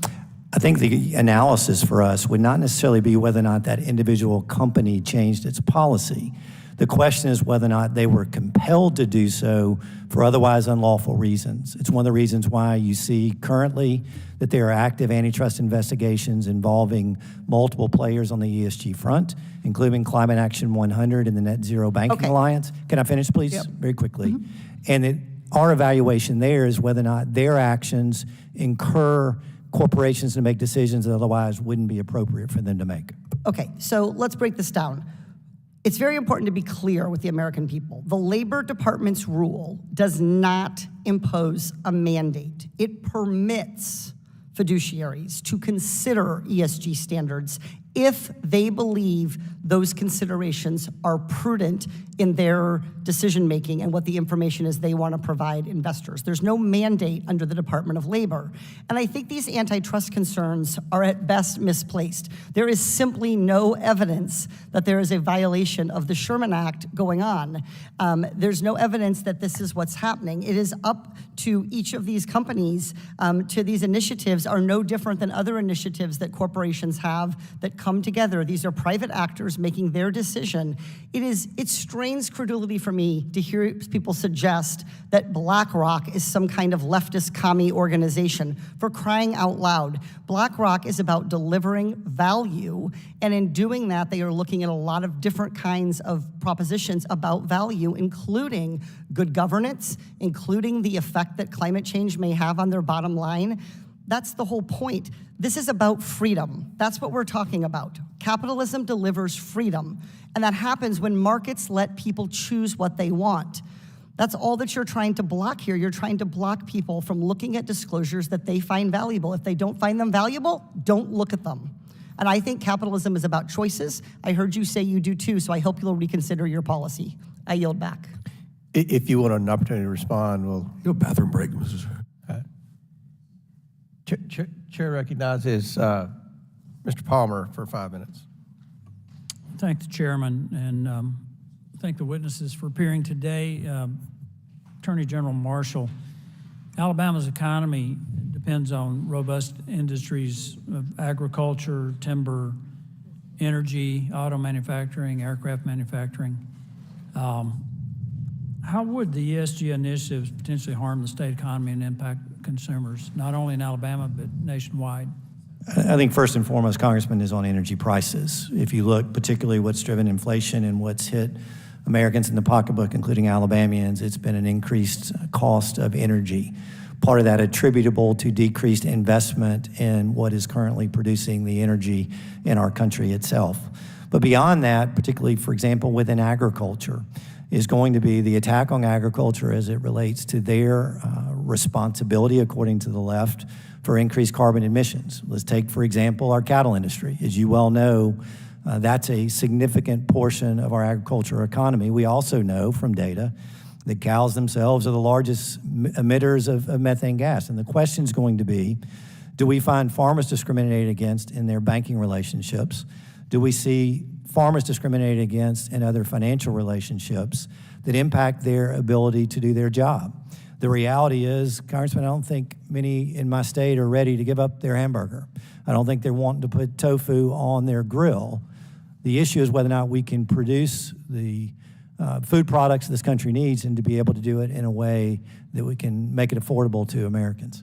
I don't think I'm willing to give up my pickup, or many of my friends who drive pickup trucks are willing to do that either. I want to point out something here. In this headlong rush to eliminate hydrocarbons from our economy, it's really insane. The very things that you have to build a renewable infrastructure, cement, steel, plastics, the majority of that's produced in China, but it all requires enormous amounts of natural gas. But there's one other thing that I'd like to point out. 83% or over 80% of the cost of fertilizer that is necessary for food production is natural gas. And if we eliminated natural gas from that process, it would cut world food production in half. And what we're seeing with ESG driven investments, I think is not only a threat to our economy, it's a threat to our food supply in many respects, but it's also a huge help to China. I made this point this morning in a speech that I gave, that this headlong rush to renewables that Europe engaged in created the energy crisis, not the war in Ukraine. The war in Ukraine exposed it. And if they were to go 100% renewable, they would no longer be reliant on Russia or the United States or anybody else for natural gas, but they'll be reliant on China. And that's one of the big concerns that I have about this big push to ESG, is how this empowers China. Would you agree with that? I do agree with that. And interesting, if you look at the history of energy transformation in our country, has been driven by two sources, one of which is economic and the other is through technology. And it's usually taken a century or more for that to be able to take place. The current change is not driven by any action that this body has taken, but instead it's by global elites who believe there ought to be global energy policy. Not Congress acting, not those that are accountable to the people, but in fact, it is those outside of our country dictating what our policy should be. And it is benefiting China, who, by the way, is not as tied into the Paris Accord as many of our developed countries are. And it gives them an unfair competitive advantage over American companies as well by access to cheap energy. Well, as I've pointed out in another hearing, China's objective is not to save the planet from climate change. China's objective is to rule the planet as the world's sole superpower, and they want to do that by 2049. And we have this artificial target of trying to achieve net zero by 2050, which under no engineering scenario, no technology scenario is achievable. So now we're getting down where ESG is not only a threat to our economy, it's a threat to our national security. That's my opinion. I believe that as we continue to divest ourselves from our hydrocarbon infrastructure and go more to renewables, it will make us reliant on China for the very materials that we need to sustain our energy infrastructure for our economy and our national security. Would you agree? I would agree. And I think we should have learned our lesson during COVID when we saw how dependent we were on products produced outside this country when we needed them during the pandemic. Mr. Chairman, I want to again thank the excellent witnesses, particularly the gentleman from Alabama. I yield back. Thank you. Chair recognizes Mr. Garcia of California for 5 minutes. Thank you very much, Mr. Chairman, and I want to thank all of our witnesses for their service. Thank you for being here. I know for me, I'm not here to particularly defend any sort of corporate strategy or investment. I think most of the Democrats and the Democrats on this committee are really focused on supporting people, and we're not here to put working people above big corporations. And companies we do know also want to consider certain goals that they have when they're investing, whether it's because climate is obviously changing and it's having an impact. Companies obviously prioritize diversity because America is actually more diverse, and it helps them do business in a diverse society. So these are decisions that make financial sense, and I think corporations are making these all the time. I think what we should also be is honest about what we're actually doing here. I think the majority is clearly trying to score political points with some sort of panic around whatever wokeism is. I'm not even sure what wokeism still is or how to actually describe it. And we have many business leaders in the community that are criticizing this Republican far-right agenda that's ignoring climate change and that really is not operating in any sort of reality, but in some sort of Fox News bubble and ecosystem. So the far-right wants a revenge, and they want a revenge on corporations, on working people, on everybody. The interest campaign that's happening across this country, and certainly here in this committee, is also heavily orchestrated and wide-reaching. ESG efforts have a lot of ties to dark money also across this country. I want to just give an example. I want to ask unanimous consent to submit for the record, a February 2023 article from the group Documented, which describes a private anti-ESG dinner on June 1st of last year during an annual Heritage Foundation meeting. So if I can please have that article submitted for the record. Attendees of this dinner included representatives of Consumers Research, which is an anti-union and anti-quote-unquote woke organization. Now, Mr. Frerichs. Without objection to order. Thank you, sir. Mr. Frerichs, a dinner like this, what does this tell you about coordination behind these kind of anti-ESG attacks? I think that it's not a surprise. We see it when letters are signed that there's someone behind it. Thank you. And at the heart of these anti-ESG campaigns is also a name that should be very familiar to the American public, and that's longtime conservative activist Leonard Leo.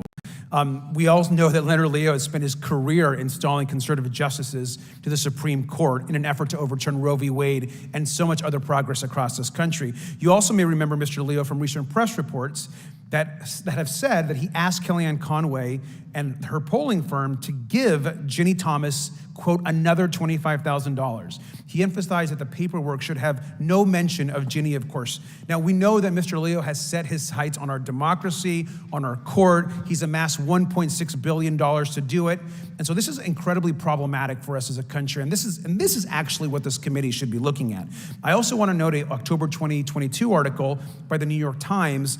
And it notes that Mr. Leo's network in his campaign to push some of the country's biggest corporations on making investments, pushing environmental, social, governance causes, all links back to this kind of anti-ESG movement that's happening that we're discussing today.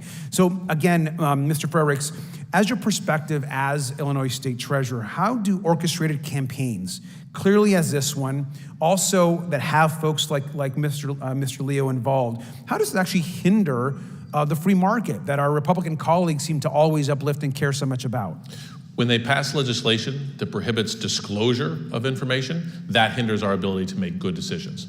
When they pass legislation that punishes certain companies from making business decisions, it costs taxpayers in their states, and it's not insignificant dollars. We've documented billions and billions of dollars this legislation is going to cost American taxpayers.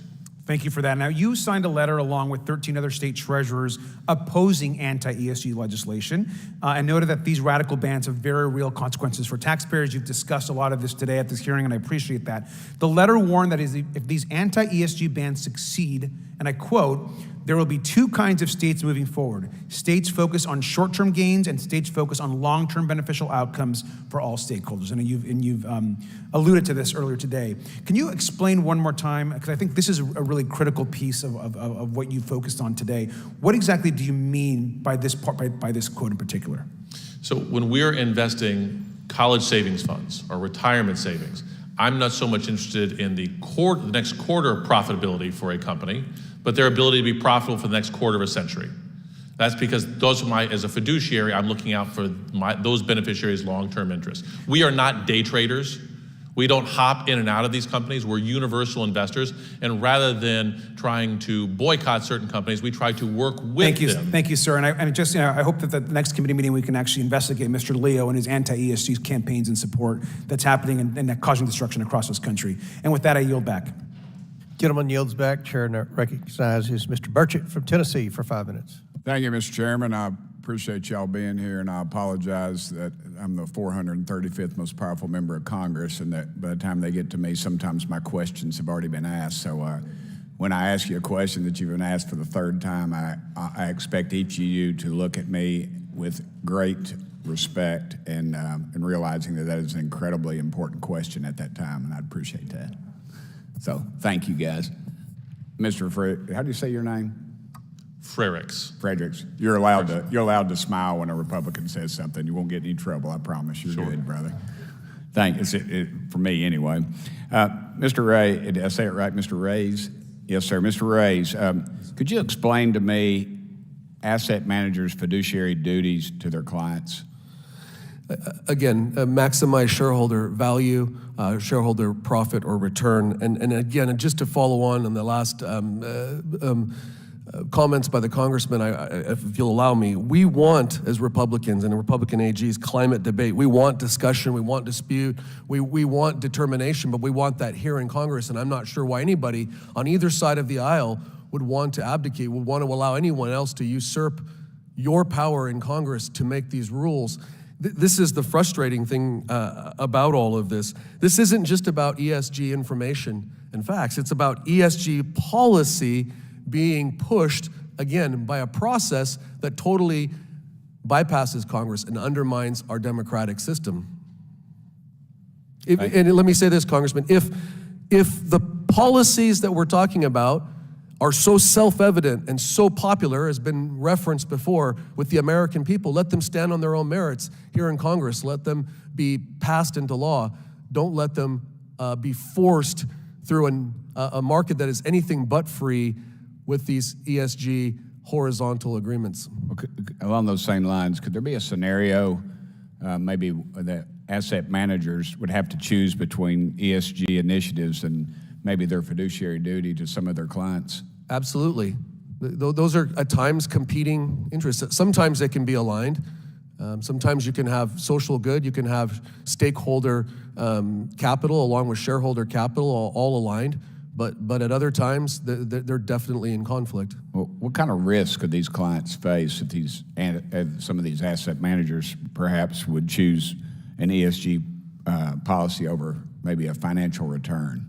Well, again, the risk short term is, as I've referenced earlier, a capital risk, a diminution in the value of their investments. But the long-term risk is broader, and that's the concern that we have. The more existential threat is to our system and government, foundations. Okay. I wonder, is it true that over 300 asset managers signed on to the Net Zero Asset Managers Initiative? I believe that's correct, or more. Okay, and do they control, I think, over $59 trillion possibly in assets? AUM, I believe that's right. I think that was in my written statement. I believe that's correct. Yeah. All right. And are you also aware that the largest asset manager in the world was BlackRock, and they signed on to the NZAM initiative? They did, and if you add State Street and Vanguard, it's about $26 trillion in assets, which is more than the U.S. GDP. Yes. Right. One of the initiatives, the NZAM, is to achieve zero emissions by 2050 in accordance with the Paris Agreement. Is that accurate? Yes, sir. Okay. Would you consider that to be a radical investment strategy? Yes, sir, given the I realize radical's a little strong, but the lack of certainty that this would even become a law, that there are going to be requirements. There are a number of reasons why I would say that yes, that is a... Mr. Marshall, would you agree with that? I would. Congressman, I also agree that you get more questions per capita in 5 minutes than anybody else on this panel. Yes, sir. Well, I'll work on that. And I appreciate you being from Alabama. I know that's a 2-year school. Being in Tennessee, it's a fully accredited 4-year school. And I forget, did y'all play football down there? I can't remember. Mr. Chairman, can I Beg forgiveness. You're out of order.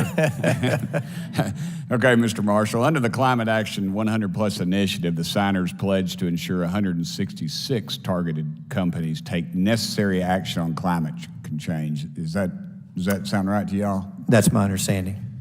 Are any of these signers, do you think they're aware that they have a combined $68 trillion in assets under management? I think they understand it because they exercise that amount of money to be able to coerce policy changes for companies as a result of that.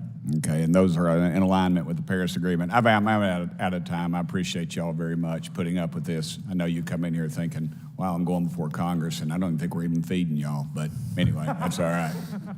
I blame that on it's the Democrats' job to feed y'all. So thank you. Gentleman yields back. Chair recognizes Mr. Frost from Florida for 5 minutes. Thank you, Mr. Chairman. Less than 2 weeks ago, my home state of Florida became one of the first states to pass a law targeting ESG factors and investment recommendations. Just like other anti-woke witch hunts, the Florida legislature and governor are hoping to take their campaign of environmental negligence, social oppression, and incompetent governance to the national level. Florida Governor Ron DeSantis signed this bill into law even after business leaders, legislators, and public officials warned that similar legislation could hurt investors' bottom line and perpetrate systematic injustices.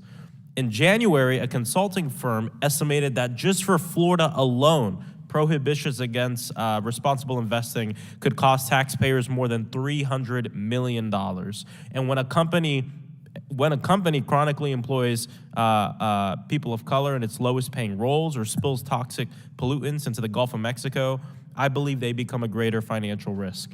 They also become more of a risk to the people of the state.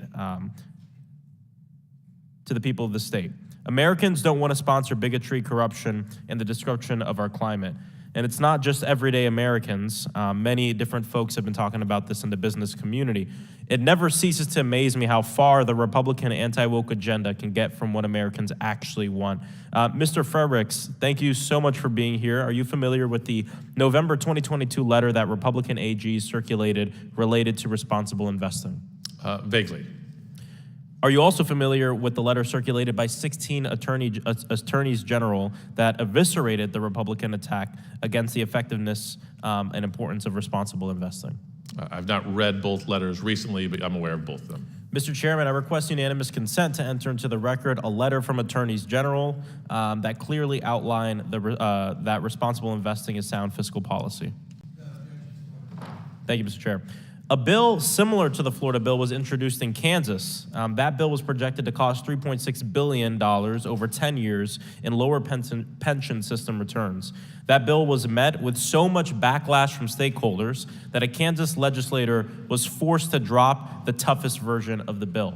In Indiana, after researchers reported that an anti-ESG bill would cost its pension system $6.7 billion over 10 years, lawmakers were also forced to rewrite the bill before it could pass. Similar pushback stalled efforts like this in North Dakota as well. Mr. Fredericks, why do you think these bills are facing so much backlash, even in Republican states?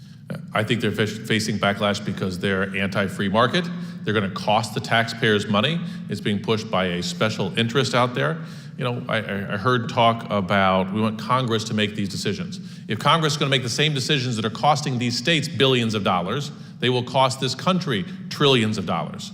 I would say, what happened to the argument of states' rights? In Illinois, we want the right to consider all of this data. If another state doesn't want to and they want to get lower returns, that is their choice.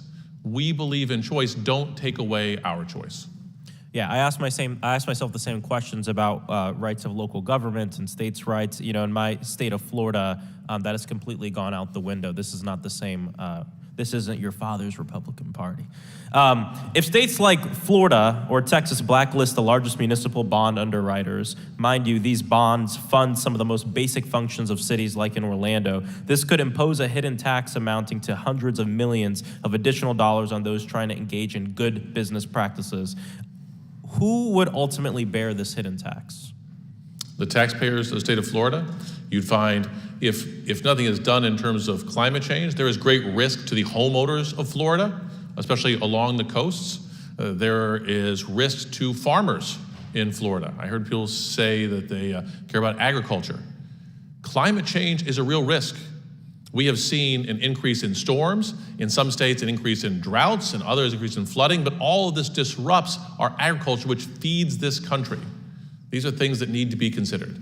Exactly. We've seen an increase in storms, and we've seen those same storms become longer and worse and devastating effects. Entire cities in Florida were decimated due to the hurricanes last year. These anti-ESG laws benefit no one, not everyday Americans who want to see our financial sector invested in for what's good for America, not stakeholders. And once again, Republican lawmakers are trying to restrict individual liberty and force compliance with policies that the majority of Americans oppose. This is especially shown by the backlash that many of these bills have faced in both Democratic and Republican-controlled states. Thank you so much for your time, and I yield back. Gentleman yields back. Chair recognizes Mr. Fallon from Texas for 5 minutes. New rule of the Biden Labor Department, thank you, Mr. Chairman, to allow ESG to be taken into account and prioritized over fiduciary duty not only violates current law, but also common sense. So what's more powerful? I thought we were proud to be a rule of law nation. So the rule of law should be more powerful than the law of rule. Retirement, it's pretty straightforward. Under federal and state law, asset managers owe a fiduciary duty to their clients. Essentially, this means that they'll put their clients' interests first. When asset managers enter into ESG pledges or commitments, they violate their fiduciary duty and instead place undue risk on their clients' investments. So if you have a retirement plan, fiduciary must make investment decisions and exercise shareholder rights based on solely whether or not they enhance retirement savings. That's straightforward, that's simple, it's clear, and it's smart. And quite frankly, anything else is an attack on capitalism. So we had a chart here earlier from one of my colleagues that had ESG investments all really high and the traditional investments were lower. So that was compelling. Is it true? Because if it was, it would seem that would already fit in to the definition that I just read about being and acting in your client's best interest. But unfortunately, it's not. Bradford Cornell of UCLA and Aswath Damodaran of New York University reviewed shareholder value created by firms with high and low ESG ratings and scores provided by professional rating agencies. And their conclusion was, and I quote, telling firms that being socially responsible will deliver higher growth, profits, and value is false advertising. What they found at the micro level was also on the macro level. Over the past 5 years, global ESG funds have underperformed the market by 250 basis points, 6.3% as opposed to the 8.9% you would have received under traditional investments. This means that an investor that's going to put in 10 grand comes out with 13.5 instead of 15,250. So it's interesting to note too, a new report from researchers from the universities of Utah, Hong Kong, and Miami found there's no evidence that socially responsible investment funds improve corporate behavior. Now, why is that? And that's very simple. The production of goods and services declines only when people stop buying them, not when others stop investing in the companies that produce them. This is merely another attempt by the far left to perform an end around of current law, meddling in free markets, to compel behavior and achieve their dreams of a non-existent socialist utopia. What you get, and you're paying for it, what you get is more risks, more danger, less stability, and fewer returns. And the ESG ratings, by the way, themselves are all over the board. So consider this. Broadly accepted financial accounting practices have enabled competing rating agencies, competitors, like Fitch and S&P and Moody's, to reach similar credit evaluations 99% of the time. ESG counterparts can't say the same thing. MSCI and Sustainalytics, they only reach the same ratings 54% of the time, just about 1 in 2. So the ratings are incredibly discretionary. Attorney General Marshall, is this the role of the federal government? Should Joe Biden be able to gamble with retirement funds and pensions of the American worker? No, and we've heard during this hearing today that this is as a Republican issue. In fact, dealing with ERISA has been a bipartisan issue that the Senate showed very strongly when they voted to overturn the rule that the Department of Labor had advanced, as well as the one that we're currently litigating. The concern has to do with what does it mean to be a fiduciary, and what are we doing to be able to protect the hard-earned dollars and investments of American workers. Clearly, this administration has gone too far. Attorney General Reyes, federal, state, and local governments defined benefit plans make up $7.6 trillion of the $33.5 trillion U.S. investment retirement market. How does funneling these workers' retirement funds toward varying lobbying efforts impact these governments' ability to function independently? I'm going to quote from the Vanguard CEO when he pulled Vanguard out of the NAZM. He said, we cannot state that ESG investing is better performance-wise than broad index-based investing. Our research indicates ESG investing does not have any advantage over broad-based investing. This ERISA rule, again, critically important to 152 million working Americans. That's out of a total of 158 for $12 trillion of their hard-earned dollars. And again, as you noted earlier, Congressman, the rule is violative of ERISA on its face, and we believe defective for a number of other reasons that we're confident will prevail on in court.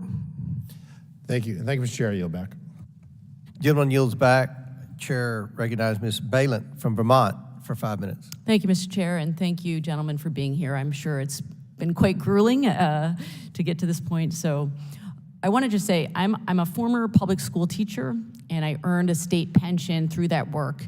And I really see my job today as trying to explain to Vermonters why the topic of today's hearing matters to them. So if you have a public pension or a retirement plan, or if your retirement savings are invested in the market, this matters to you. And considering environmental, social, and governance factors in investment decisions, I believe, is just good fiduciary practice. And in fact, considering ESG factors, also known as responsible investing principles, are part of an asset manager's fiduciary duty to their clients, who are regular people. They are teachers, first responders, nurses. Mr. Freyricks, how would you define an asset manager's fiduciary duty to the layperson? How do you explain it to regular people who may be watching this? To make investments to get the greatest return for the time period that the pensioners or the beneficiaries would need them. So would you say an asset manager has a responsibility always to act on behalf of the client's best financial interests when they're managing their accounts? Most certainly. Would you agree that an asset manager's fiduciary duty requires the consideration of issues that affect a company's financial performance and its bottom line? Correct, I would. And so you said earlier, and I thought this was great, you said we are not day traders, right? Yes. We're looking for investments in the long term. And certainly I think about that with my pension. I want to make sure that whoever is managing those investments is thinking about factors over the long term. So to make it extremely clear for everyone, how do ESG factors help an asset manager assess investments? Because that's what we're talking about here. Am I making the right investments? Flesh that out for us if you could. These factors all deal with risk.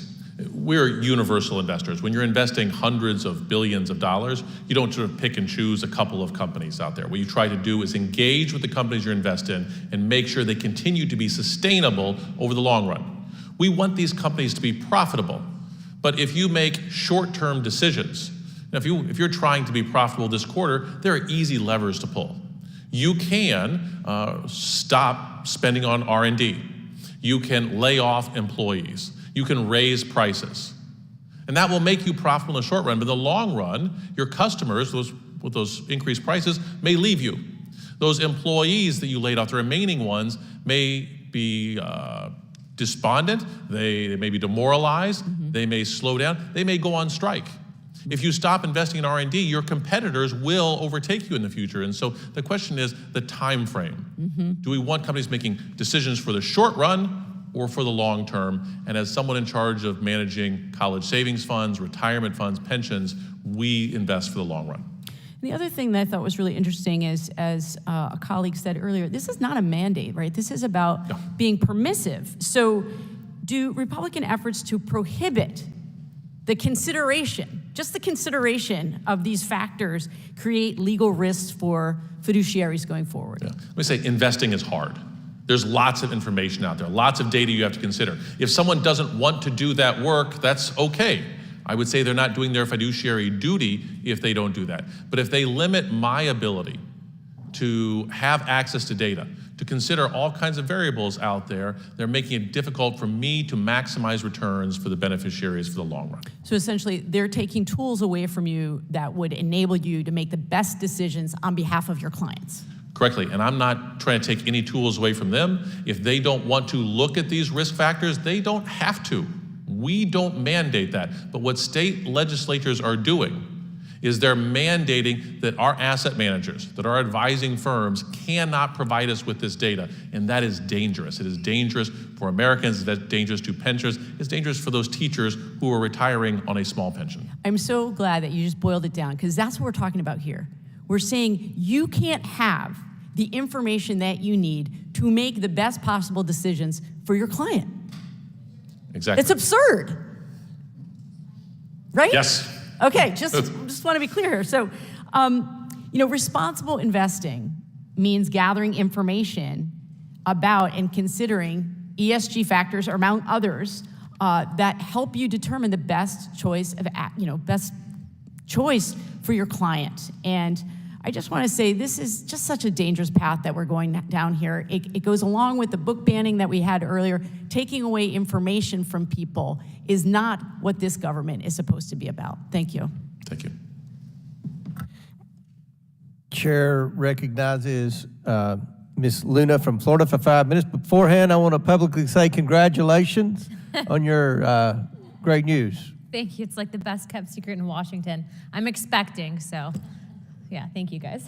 And I thought it was interesting. How many members of Congress have delivered a baby? I'll be number 12, so it's 0.1%.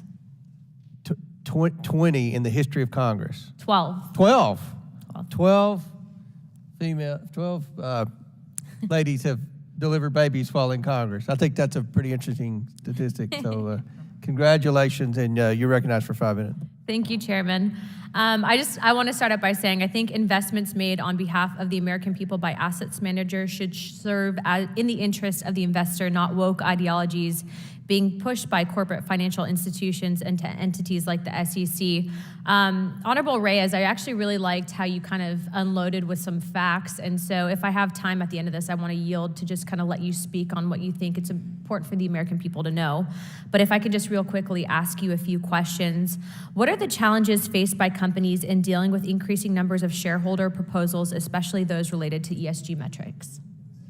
Well, they're being forced to themselves choose a path that may not be yielding the best returns to their own investors. They may be forced to make choices that push their own customers away from their own products. I mean, there are a whole host of different problems that this type of pressure can have on a particular company.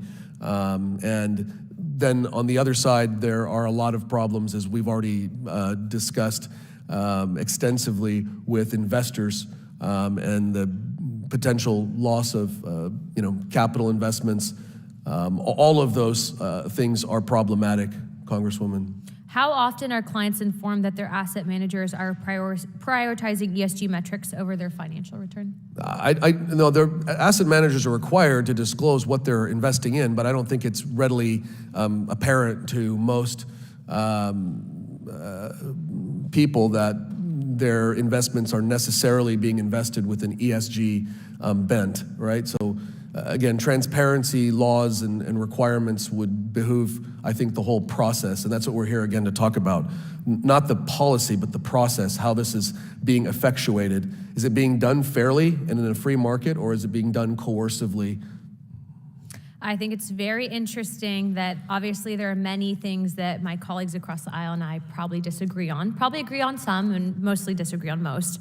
But I think it's very interesting that in this type of situation that you have people that sometimes blindly trust and really don't know that they might necessarily be investing in something that goes against what their moral principles are or whatever it might be. So Yeah, I don't think most of us even understand the power that we have to vote our shares. The vast majority of Americans are working hard and trying to raise families and not paying attention. So that's part of the problem, and they rely too heavily on proxy services or their asset manager to make those decisions for them. Again, let me make this point, Congresswoman. We've never disputed your own ability to invest whatever assets you have the way that you want to, including an ESG program. But when you're an asset manager investing on behalf of others, it's an entirely and wholly different circumstance, and you have to live up to that fiduciary duty. So we have about 2 minutes left, and I want to yield the rest of my time to you. What is the most important takeaway for the American people to know from this hearing today? Well, again, I'd like to point back to the three things that we talked about. One was the DOL rule, but we've already covered that, I think, sufficiently. The second, going back to why the SEC would not exclude a shareholder proposal that violates state laws, against anti-discrimination laws, and that's something that I hope that the committee will take up and have a hearing on. The SEC could have easily excluded that. They chose not to. And again, this is in the context of proxy groups. It was because of my contention, the pressure of a proxy service, that the shareholders garnered enough votes. They didn't win, but they came a razor's edge of prevailing, 47%, to literally put their own company in harm's way by violating a number of state laws. So that's one. The other is going back to FERC, and if this committee would look at organizations like NZAM and Climate Action 100, again, $68 trillion or $59 trillion AUM, and view them to see if they are a holding company, as we believe they should be construed under FERC. They're acquiring more than $10 million in other utilities.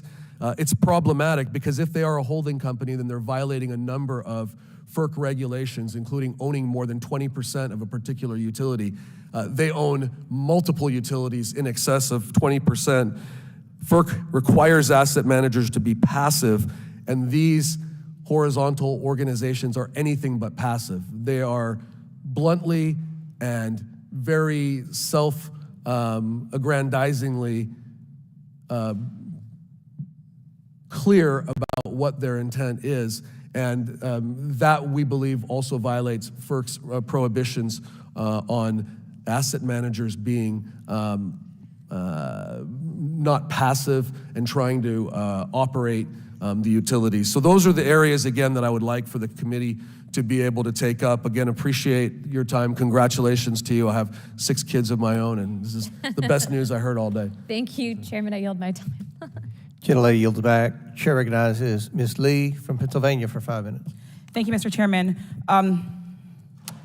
Every day, it seems like there's a new acronym that my Republican colleagues are afraid of, or fear-mongering and driving up some fear around. I'm having a really difficult time keeping up with them. So I think, like some of my colleagues before me, I hope that we can use this time to kind of get to the heart of what this is about. Mr. Freyricks, I was wondering if you can help me with a quick hypothetical. And of course, please forgive me if any of this is a bit repetitive, but we're all just trying to figure out how to deliver this information best to our districts. So let's say I'm a first-time investor looking to start my retirement fund, and we're discussing how to invest the money I've earned, or I've saved, excuse me.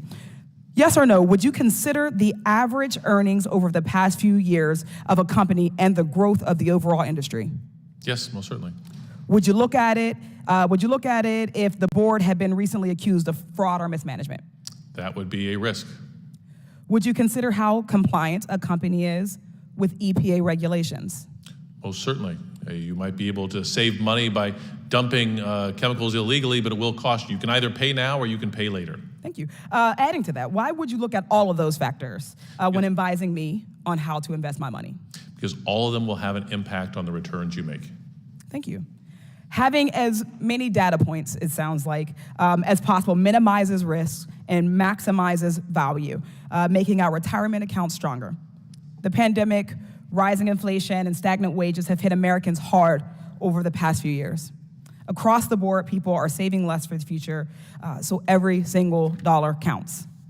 This Republican crusade against responsible investing is putting Americans' hard-earned savings at risk, and we can't sit by and let that happen. Mr. Freyricks, how will banning responsible investing lead to worse returns for Americans relying on public pensions for retirement? Let me try and make an analogy here. We talked earlier about buying cars. You know, there are many factors you use in buying a car. You get to look at the car, you get to sit in the car, feel the car, smell the car, see if you like it. You also might consider price. Now, we also say that they should publish miles per gallon. Now, this is like saying, no, that is an environmental impact. You shouldn't be able to know the information on miles MPGs in your car. Miles per gallon will directly affect your costs down the road. You ought to have access to that. These factors that we talked about are similar to that. And these efforts to deny us information on environmental and social and corporate governance issues are making it more difficult for us to be good consumers. Thank you for that. Republicans would rather force our public servants to throw away hard-earned money and extra fees than simply allow financial professionals to invest responsibly. They're willing to risk the retirement savings of our teachers, our firefighters, our municipal workers, our public servants, all to protect wealthy corporate interests. Limiting responsible investing isn't even a popular concept in Republican-controlled state legislatures, as my colleague from Florida before me mentioned, Indiana as one. The Indiana bill as one such option. Mr. Freyricks, who will be stuck paying the price if Republicans are successful in restricting and banning responsible investing? It's ultimately on the pensioners, on the beneficiaries of these retirement funds, if they are getting reduced benefits, reduced interest returns, or they're paying more in additional costs like they are in Texas, or like your colleague from Florida pointed out, ultimately it falls on the taxpayers. Thank you. Typically, responding to these extreme conspiracy theories isn't worth turning our attention away from so many of the important issues facing our country. But propping up their corporate buddies' interests at the expense of Americans' retirement is despicable, and we just can't let that happen. Thank you, Mr. Freyricks and the panel. Mr. Chairman, I yield back. Chair recognizes Ms. McLean from Michigan for 5 minutes. Thank you, Mr. Chairman, and thank you all for being here today. I appreciate it. In my opinion, simply put, ESG is a politicalization of investing in and continues to be weaponized by the radical left. I pulled the definition. The primary responsibility of fiduciaries is to run the plan solely in the interest of participants and beneficiaries for the exclusive purpose of providing benefits and paying plan expenses. Fiduciaries must act prudently and must diversify the plan's investments in order to minimize the risk of large losses. Am I correct in that? That's a definition, right? So I just want to make sure we're all on the same page. Mr. Reyes and Mr. Marshall, are asset managers required to tell their clients when they enter into these ESG-related pledges? I think General Reyes has answered specifically that the answer is no. No. That there's not a direct disclosure requirement. So I want to make sure that everyone understands. I'm an investor. I'm going to invest in ABC fund, right? But you have made an agreement or a pledge with an ESG investment, right? That is based on your belief of what is ESG compliant or whatnot. And you don't have to tell me that you've entered into that pledge. Am I correct in that? Yes. Okay. Could you imagine if we did that like with a pro-life or something? I think my colleagues on the other side would actually go crazy. So a follow-up to that. If you're telling me that money managers can invest clients' money into ESG-approved companies without the knowledge of investors, yes, we can do that, right? So I heard the left talk about transparency. Is that a definition of transparent, not being transparent with the investors on the pledges that you've made behind their backs? I think one of the major issues for attorneys general is for our consumers to make sure they're fully informed in business transactions in which they engage. I mean, I am all for if people want people to have choice in where their money goes and what they look at, right? But if we're going to be honest and we're going to be transparent, wouldn't it make sense? What's the harm in saying, hey, I entered into a pledge that requires me to do some ESG stuff? What's the harm in that? What are we trying to hide? I don't understand that. Why the lack of transparency? I'll say from Illinois' perspective, that's not a problem. We publish all of our corporate engagements online. So our votes out there. everyone does that, or just Illinois? We do that in our office. That's the only office I can control. Okay, because I don't think, by the answer to my first question, our asset managers, and perhaps I'll repeat it, are asset managers required to tell their clients when they enter into ESG-related pledges? I believe the answer, and we can check the record, was no. So to me, that's lack of transparency. Maybe you have a different definition of transparency, but go ahead, Mr. Reyes. Congresswoman, since you brought it up, and maybe it was a hypothetical that you were just throwing out, but if truly there were a pro-life agenda and information and there were indexes to establish what companies were doing to foster pro-life or pro-Second Amendment, whatever. Pick one. Pro-life, under the same arguments and logic, having a larger workforce would certainly help the economy. And in 18 years, when you have a person of majority being able to enter the workforce, that's certainly even sooner than 2050 goals, ostensibly an even more impactful criteria. Would then my colleagues be equally open to considering all of that information? I don't know, but it's a good hypothetical. I don't know either, but I have an opinion on where I think they might stand. But at any rate, in my opinion, ESG investments distribute money based on political agendas. That's not their job. It's not to have a political agenda. Rather, their earnings are best returned for savers. I mean, at the end of the day, rate of return needs to matter, because then we're going to go back when all of these investments fail, and we're going to look at the investment companies and say, well, you didn't return your investment. We have to be transparent with the American people. And if we can't be transparent with our ideological views, then what are we hiding? And that's all, that's the purpose in let's just be transparent. And let's be transparent with a concept through all of our investing. And with that, I'm over, so thank you. Chair recognizes Ms. Crockett from Texas for 5 minutes. Thank you, Mr. Chair. And before I begin, let me first just say thank you so much. I sit on the Ag Committee, so you were like feeding my soul as you were talking about the struggles of our farmers, because I've been listening to my farmers talk about the droughts, and I am from the state of Texas where we are enduring droughts, floods, as well as freezes. So we have everything as a result of the thing that really does exist called climate change. So thank you for that. I'm tired of my colleagues on the right using these hearings as a tool for their 2024 campaign. Pretty soon, this committee's majority will need to file with the FEC an in-kind contribution. Instead of talking about how Speaker McCarthy's manufactured crisis on the debt ceiling has led to declines in the stock market, instead of talking about how investors are scared about whether U.S. will pay its bills, today we're talking about their fear of what my colleagues call radical wokeism. ESG is not, I repeat, ESG is not radical or woke. And being from Texas, I can tell you what radical looks like, because clearly we've had some tragedies just this past week because of radical rhetoric, if we're gonna talk about what radical looks like.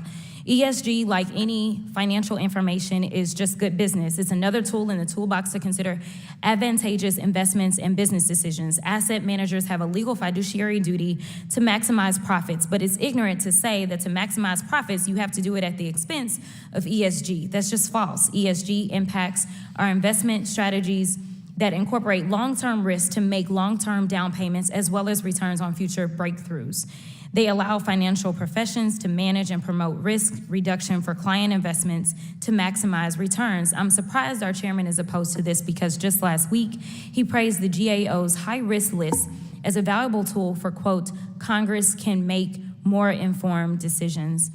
It's only responsible then that asset managers present all information posing financial risk to clients to allow them to make more informed decisions, especially Americans wanting to responsibly manage their retirement savings.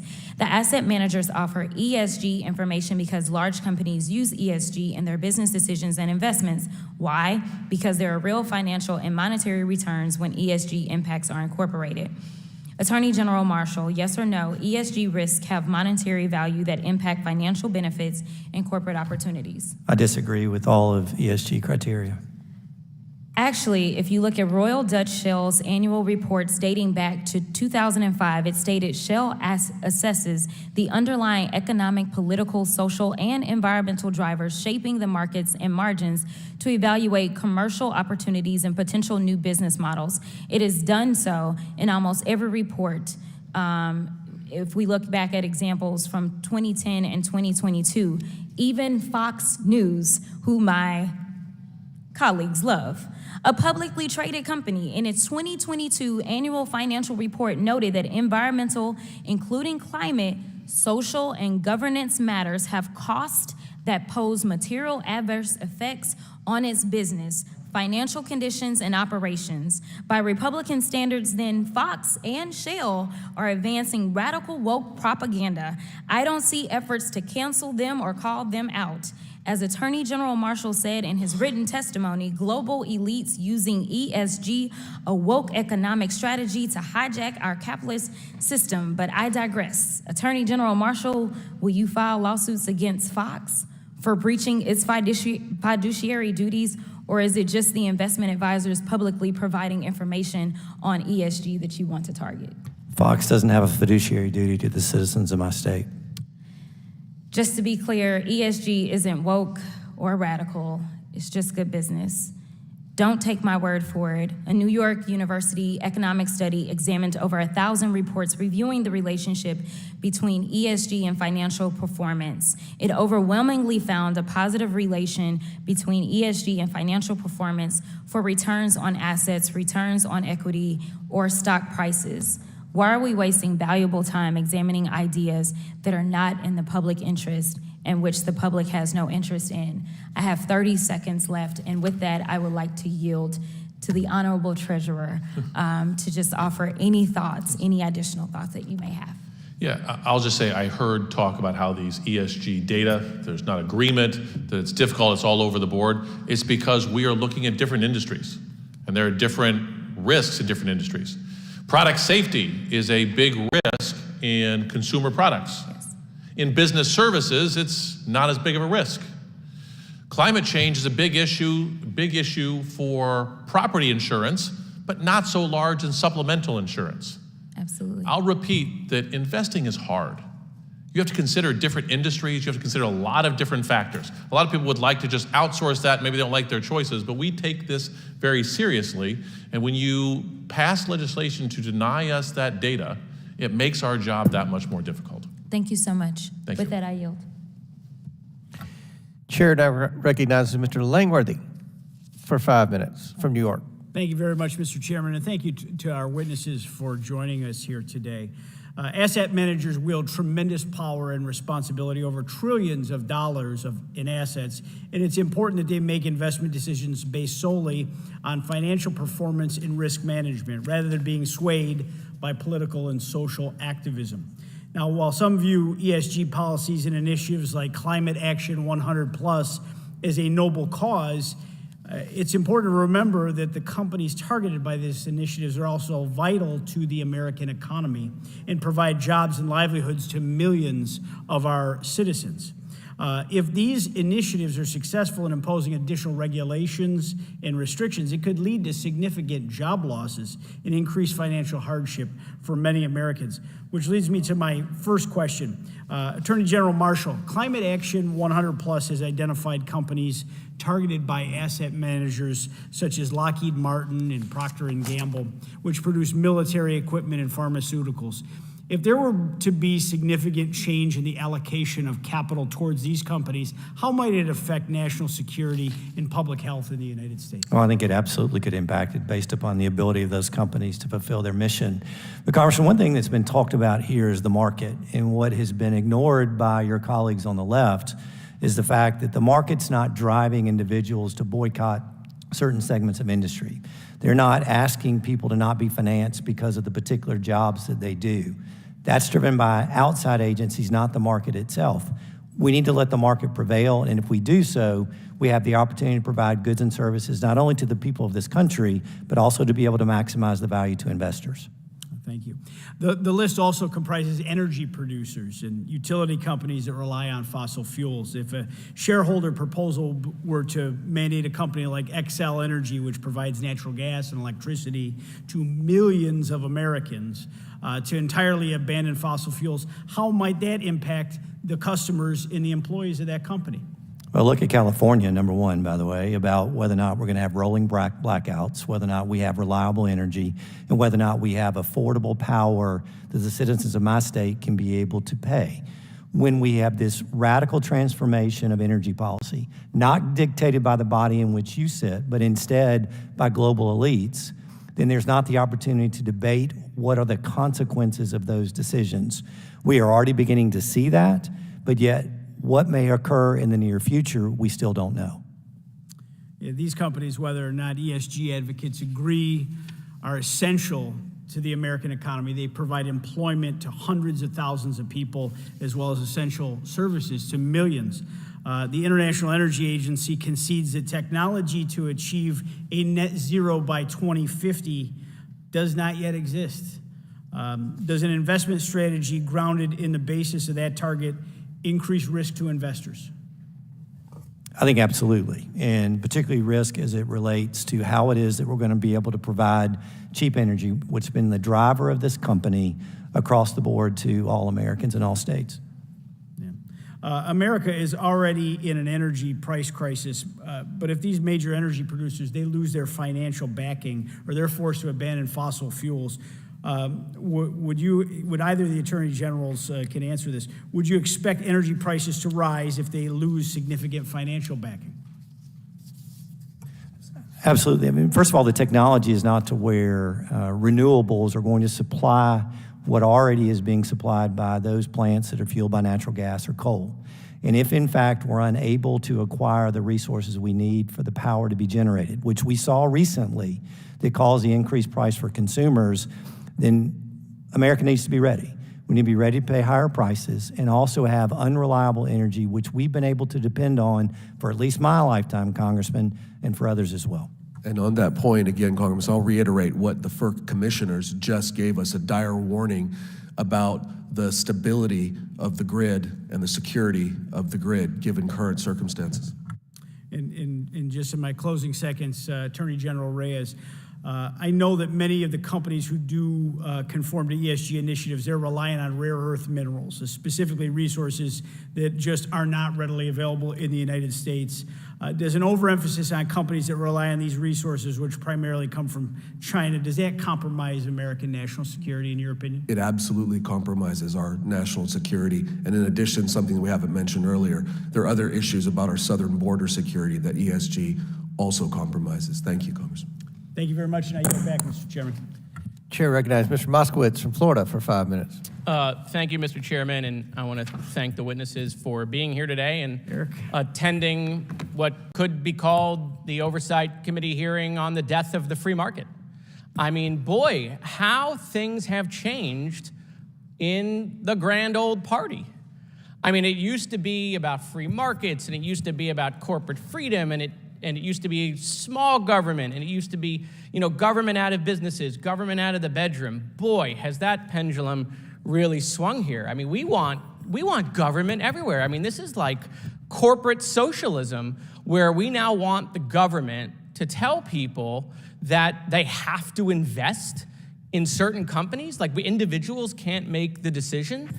I mean, it is a wild sort of turn of events for the grand old party. I mean, if Ronald Reagan was here and he was listening to people talk about, that we need government to make sure that people have to invest in companies that, make guns, he wouldn't even recognize you guys. But some of the witnesses, when they were talking about ESG, they talked about as if it was a deadly weapon that's going to destroy our country. It's not. It's not a widely supported investment strategy used to minimize and maximize returns. One of that is shown to offer, greater long-term resilience, lower risks due to factoring in all potential cost to society. But I want to focus on this deadly weapon part. I'm from Parkland, where the shooting was at my high school, Marjorie Stoneman Douglas. So if you want clarity on what a deadly weapon is, I can assure you it's not ESG. It's a kid with an AR-15 and unlimited ammunition walking into my school and killing 17 people. So let's have a real sort of grip of reality of what investment strategy is or is not versus what a deadly weapon is. After the Marjorie Stoneman Douglas school shooting, Walmart, Dick's Sporting Goods announced that they would stop selling assault rifles, I applauded them for doing that. And if I want to invest in a company because they've decided to make a policy change, I should have that ability to do so or not do so, by the way. I'm pretty sure I just saw, some of my colleagues going out and, shooting Bud Light cans because, they didn't like what Bud Light was doing. Should we have government mandate that they got to go invest in Bud Light because we want to support Bud Light? I mean, that's what you guys are advocating. It's really kind of crazy. And so, I don't know what we're doing here, Mr. Chairman. This is part one. There's going to be a part two. I mean, part one was just so fascinating. I can't wait for part two. But this committee has not taken any action on gun violence. We want to talk about a deadly weapon. This committee has not looked at all into AR-15s or deadly weapons or school shootings or mass shootings. I mean, you think parents in this country care about ESG? No, they care about dropping their kid off at a movie theater or at a mall, or at school. They don't care about ESG. This is stuff that 10% of Twitter cares about, okay? And so I just want to know when we're going to get serious here. And so, Mr. Chairman, I ask, when is this committee going to have a hearing on gun violence? You weren't here last year, but all the hearings pertain to the Washington Commanders football team. They pertain to the Equal Rights Amendment. They pertain to abortion. They didn't have a single hearing with a single Biden administration official.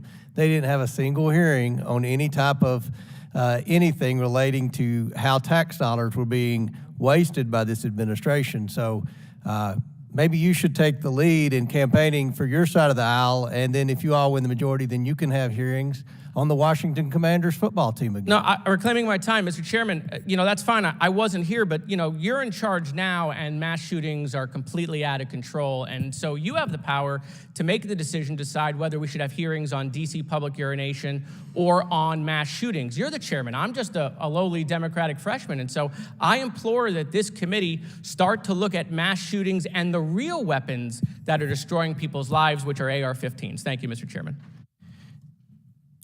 Chair, recognize myself for 5 minutes. General Reyes, in the letter that you led with your Attorney General colleagues, you said, I quote, the 2023 proxy season will present multiple occasions on which asset managers will have to choose between their legal duties to focus on financial return and the policy goals of ESG activists. Can you provide some examples that illustrate these occasions? Sure, let me give you one very concrete example. I alluded to it earlier, Mr. Chair, but that resolution pertaining to travelers insurance is back up again for this season of proxy proposals and for shareholder resolutions and voting. And I didn't get a chance to perhaps articulate clearly enough the problematic nature of that situation. So you have a very activist faction of ownership backed by one of the two largest proxy voting agencies pushing a particular agenda that they've agreed upon to conduct racial audits, which may be appropriate or may not be appropriate for other companies or other industries, but certainly are not appropriate for the insurance industry. The directors of Travelers have brought this to the Securities and Exchange Commission, pleading for relief to exclude, which the SEC has the power to do, that type of proxy proposal, that type of shareholder proposal from being even considered. But the SEC has sat on its hands and not done anything to exclude that. So it's back up again. This would require Travelers to then ask for information based on a person's race. They would solicit information for underwriting purposes and for identification, which clearly violate numerous different states' laws. And I think that's a very good point that I don't think my friends on the Democrat side of the aisle understand. When they talk about ESG, they're just talking about what mutual funds, pension managers can invest in, or treasurers can invest in their pension funds. And Kentucky has the second worst funded pension in America, but we would always say, thank God for Illinois, because it was the one state worse than Kentucky's. But what I don't think the Democrats understand is this affects banking and insurance. It's not just investing. And we've got a problem in our banking industry right now. And we're not going to get into that, but this ESG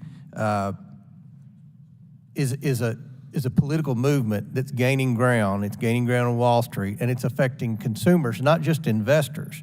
But you have previously described how the insurers face the dilemmas by pursuing ESG goals. Do you think these insurers are facing these ESG-related proposals that push for unlawful altercations of underwriting activities?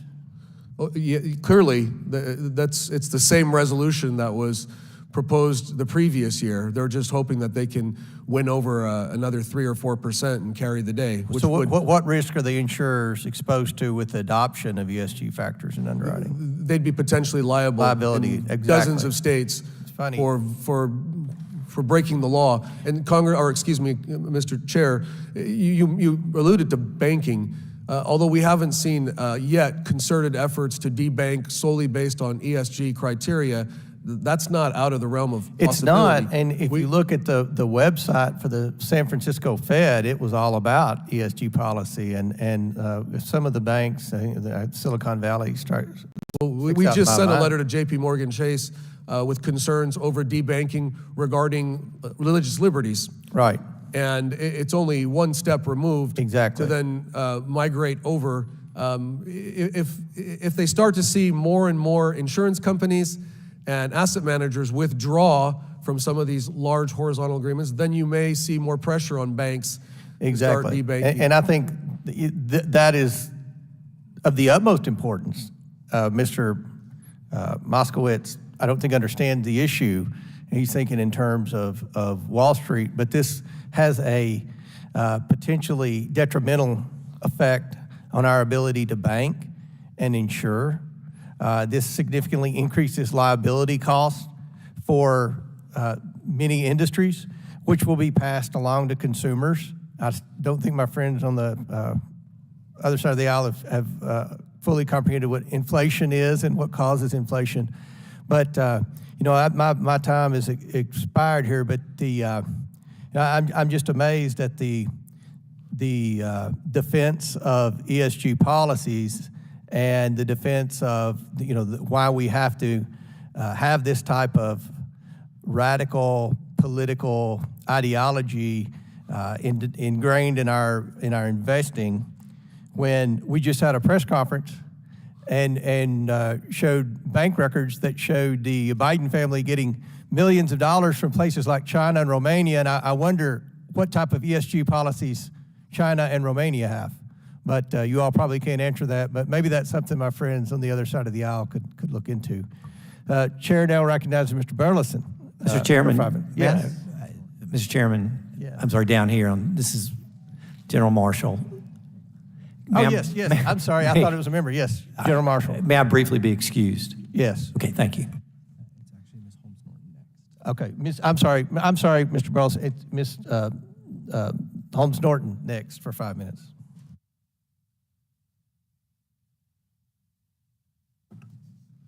Thank you, Mr. Chairman.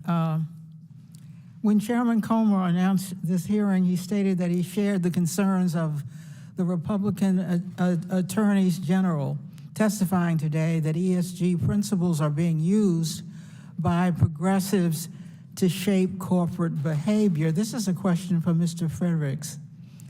I disagree. Instead of a mixture of political theater and disinformation, Republicans are pandering to anti-ESG stalwarts, including big oil proponents, by attempting to influence the criteria of financial professionals. ESG has wide-reaching support from climate activists to the investment industry to investors, all for different yet legitimate reasons.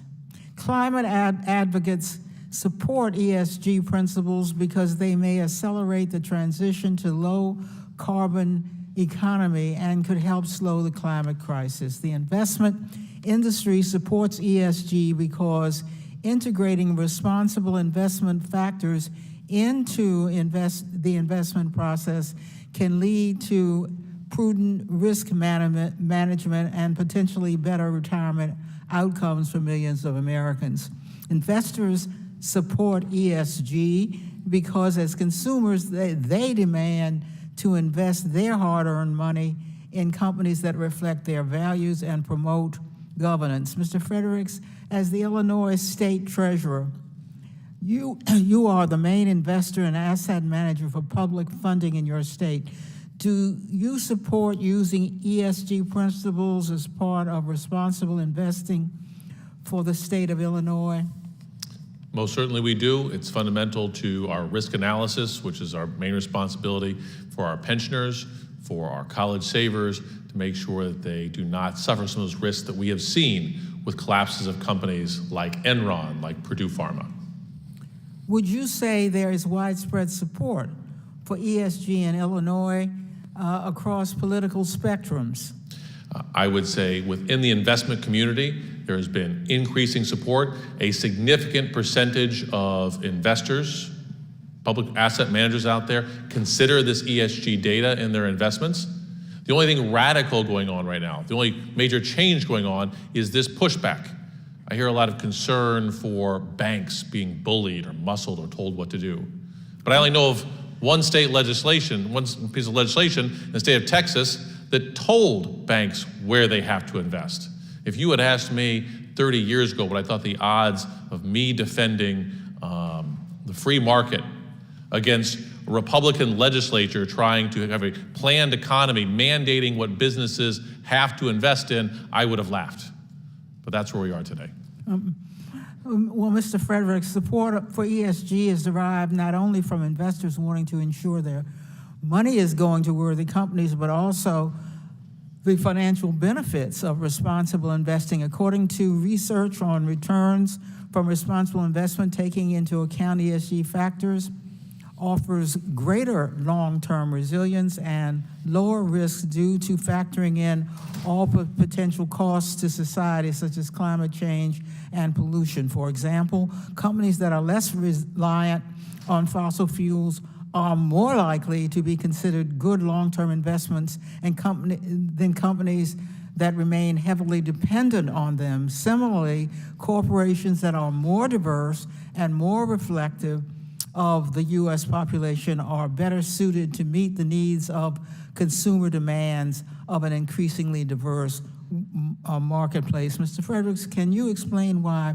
these types of considerations are so important to investors? Well, I can explain, do you know, or I can ask a question, do you know which companies out there were happy that they made efforts over the last several years to decarbonize? European countries affected by Vladimir Putin's war against Ukraine and with a rising spike in energy costs are happy they made those decisions. They limited risk from things like that aggression, but they also benefit from this climate transition. This is not all about costs. There are opportunities that come with climate change. And businesses that are positioning themselves to be at the forefront there are businesses that are going to be profitable in the future. Those are the businesses we want to be investing in. ESG is widely supported across the country and the political spectrum. Countless investors and asset managers have pivoted to focus on responsible investing because of the benefits it provides for the world and Americans' wallets. I yield back. Chair recognizes Mr. Timmons from South Carolina for 5 minutes. For Congressman Timmons, I'm not running away, but I could also use a slight break. I'll be back shortly. Can you go in 5 minutes, please? Sure. All right, sorry. I'm literally only asking you questions. Great, okay. Sorry, I appreciate that. We will let you leave right after this. So I guess let's just talk about the goals of ESG. The ESG movement is designed to protect the environment. We all want that. Social is to facilitate a cleaner environment for generations to come. Social, we want every business and their teams to facilitate a working environment that everyone is accepted, is paid a reasonable wage, appropriate with their skill set, and as governance. And I'm in the military, I'm in the Air Force, and we talk about this a lot. We want every decision-making room to reflect the people that they serve, whatever those percentages are. And so those are the goals. And so you reference two things that I just totally disagree with have anything to do with ESG. Litigation risk for pharma and understaffing for whatever business you're referencing. Those are not ESG. That is a legitimate thing to take into account as it relates to the profitability of a business. If they're gonna get sued and lose hundreds of billions of dollars, that's gonna affect their bottom line. Understaffing, it could result in a worse good or product, which could also subject it to major challenges in their profitability. So, and you also referenced football being merit-based, and I would argue that professional sports might be the single most merit-based because they want to win, but almost zero professional team reflects the makeup of the people that they serve, whether it's the United States, whether it's local. So, I mean, I don't see that as being relevant. So you also talk about the fact that this is important. Everybody wants to do this, but I'm okay with Illinois doing whatever y'all want to do. But you currently have a $140 billion deficit with your pension. And when you go into austerity measures, you're going to come to Congress and you're going to say, we have a massive deficit, we're gonna have to go into austerity measures, it's going to impact all these people, it's gonna be so sad. But I would argue that the decisions you are making, specifically as it relates to enforcing your proxy voting rights to basically try to make, I mean, I guess this is the governance social component of it, but it's not merit-based. It's not designed to return, to make a return on that investment. And so in a world where gender, where sexual orientation, where race have become fluid, I mean, these are things that change, how do you justify putting emphasis on that as it relates to your proxy voting rights? How do you not see that that is not a merit-based and that is going to result in a lower return, and it's going to cause more problems than you're having right now with your pension? I've explained this before, and I'll explain it again because I think there's a misunderstanding of what ESG is. ESG is data. And you said all those goals that I have, those are not my goals. So my goals are to maximize returns. There's no data that shows that if you have a certain number of men and women or minorities on a board, that board is going to produce better results. I would actually even argue that there is recent evidence that shows the opposite. SVB and Signature Bank, most of their emphasis was not on the nuts and bolts of banking. It was on diversity inclusion, it was on ESG, and they failed. And you know what, this is the problem? My constituents, the people that I represent, have to pay for it because the systemic risk measures that were taken by Treasury and by the FDIC results in higher FDIC premiums for the banks that I serve. So again, I don't care what you do in Illinois, but don't come to me when you bankrupt your pension. Don't come to Congress when you bankrupt your pension and think we're going to bail you out like we bailed out SVB and Signature Bank. Well, you're not yet. You're not yet, That's- because you're actually violating your fiduciary obligations to your to the pension by not focusing on a return on the investment. You're focusing on things like gender and race and sexual orientation, which that has nothing to do with merit. Yeah. I believe these recordings are videotaped, and you will find, if you listen to my comments, that those are, in fact, my requirement. My requirements are returning a fiduciary duty. Silicon Valley Bank did not fail because of focus on woke. It failed because they didn't listen to their risk managers. They didn't have risk managers. I'm sorry. They didn't have risk managers because they had 3 That's why they diversity failed. officers. Well, but they had 3 diversity officers. Do you not see the emphasis on ESG and on diversity You said as being a there's- problem to pursuing profit, which is basically what happened there, and it's what you're doing. Sure.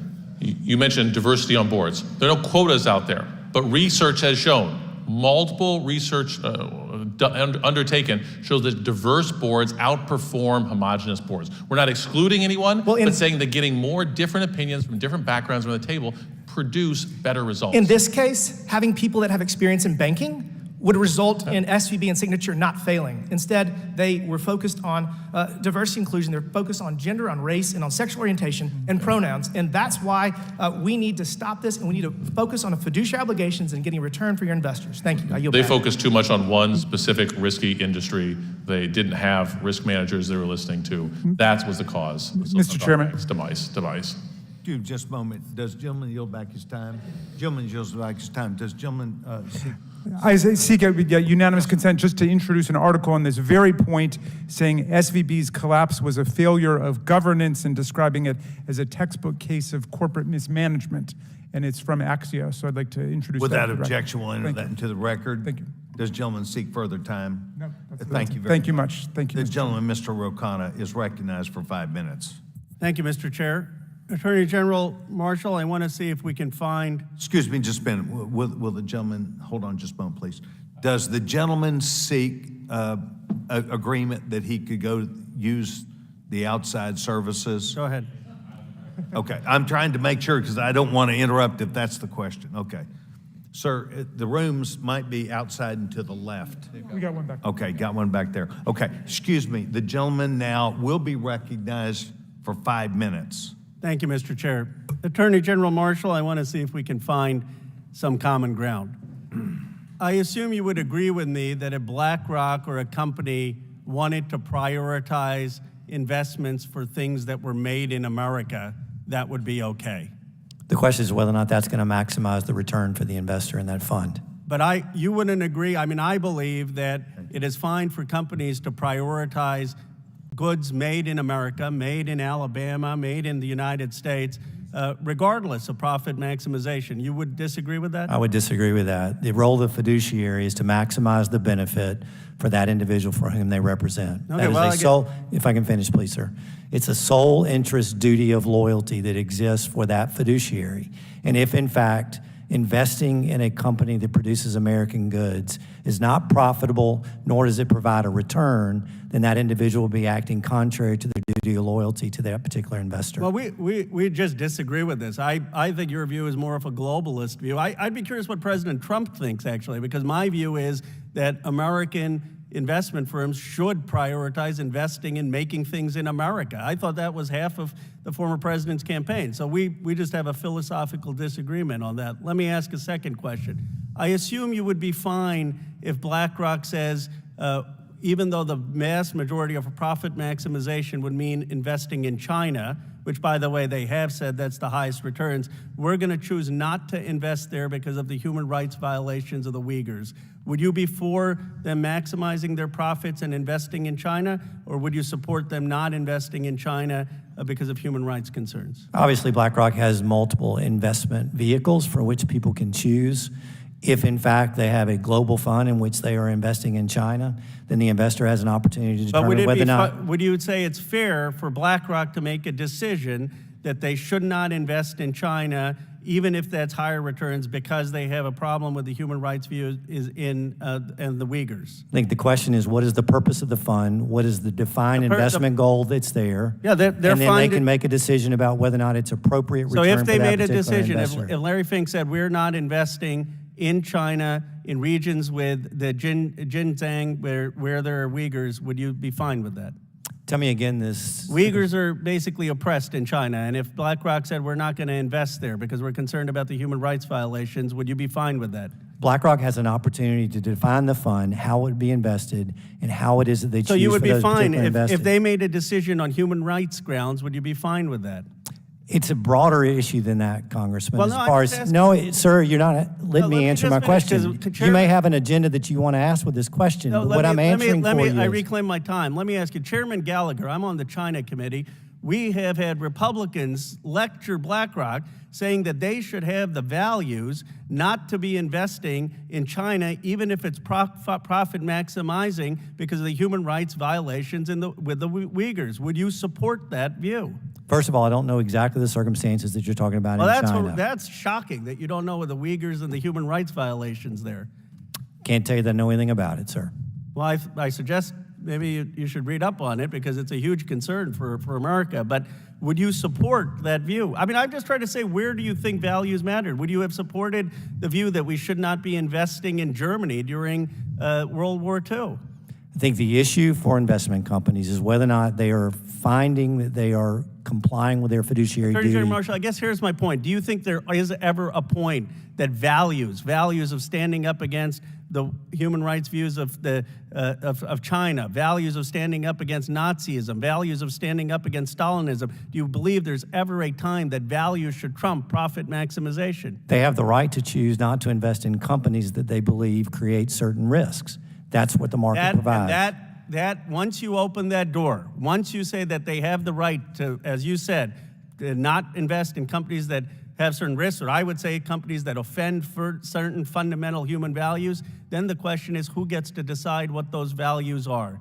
And my view is it shouldn't be the government deciding what those values are. It shouldn't be you or I. It should be in the free market, these companies. If you're saying it's fine that they should not be investing in China, that they should not, with human rights violations, then what's the difference between that and a company that says they don't want to invest in something because of climate? I don't believe that a small cabal of financial institutions ought to decide what are preferred societal values or global energy policy. But that's not the case. The case is you're not even letting the cabal, you're not even letting them invest in America. And then you're telling them don't invest in China on the Uyghurs, and I hope you are, and then you're saying, though, that you're defining these values narrowly. Anyway, my time has expired. Gentleman yields back his time. Thank you very much. I'll now yield myself 5 minutes. Gentlemen, thank you, all three of you, for being here. You have withstood questions and ideas from about 15 on each side.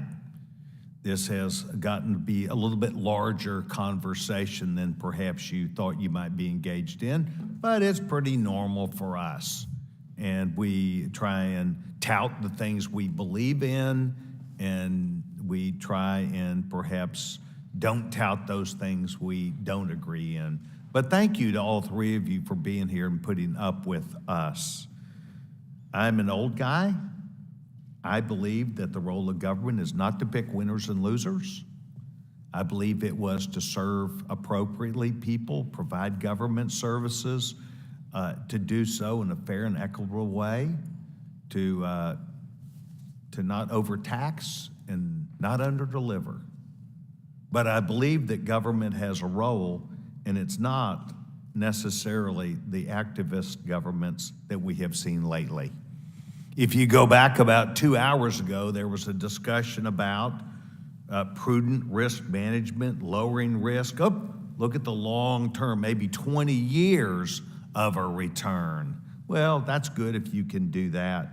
But I would say to the gentlemen, the attorney generals, that I have looked at the trends as of late in each of the last probably 5 years, but 3 years I've gone back and looked. California, New York, and Illinois have all lost hundreds of thousands of people. 151 billionaires have moved out of California. That's economic. People moving, notwithstanding, in 109 out of 111 counties or so in Illinois have decided to leave the state. States have their own opportunity to do as they would choose, But activist governments, just like our federal government now, are lending themselves to picking winners and losers, making decisions for people, and doing things off their own regard, even in midst of our nation being probably a 50-50 country. And I find that this argument that we're into today about the role of ESG as being very germane to whether the country is going to be successful or not. We are dividing ourselves in this country, and people arbitrarily are moving, notwithstanding to my home state of Texas, but in that process, dividing us. Mr. Marshall, Mr. Reyes, please tell me, you come from two states that I don't think you try and divide each other. You don't try and pick winners and losers, but you do see where there are marketplace problems out there where people are doing that. Are you rejecting those ideas, or you're simply trying to philosophically say, let's let our state, business decide where it goes, schools decide where they go, and try and be successful? Mr. Marshall. It is clearly the latter. One of the things that we have attempted to advance here today is this is not an objection to the individual investor. This is a question about whether those with outsized influence as a result of the assets in which they manage have the ability to dictate public policy that ought to be decided by accountable legislative bodies, as well as companies, pension funds, being able to dictate societal values in places in which they are not present. That's the purpose of this hearing today, I believe, and it's the focus of what we've talked about. Thank you. Mr. Reyes.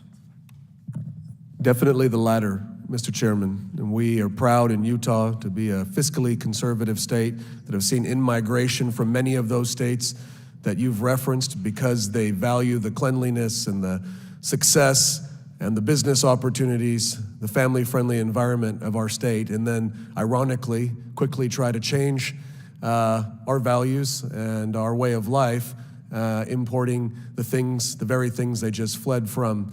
ESG is part of those policies and a process that thwarts the free market, that caused them to leave where they came from and enjoy where they're living now in the great state of Utah. So I appreciate, on behalf of my citizens who are very concerned about this on many levels, this being ESG, not just data in a free market, in a vacuum that allows people to make decisions without coercion, but in an environment where every major pressure point is choking out decisions and the free will of everyday Americans and hurting them at their pocketbooks, hurting them in their long-term savings, hurting them at the gas pump.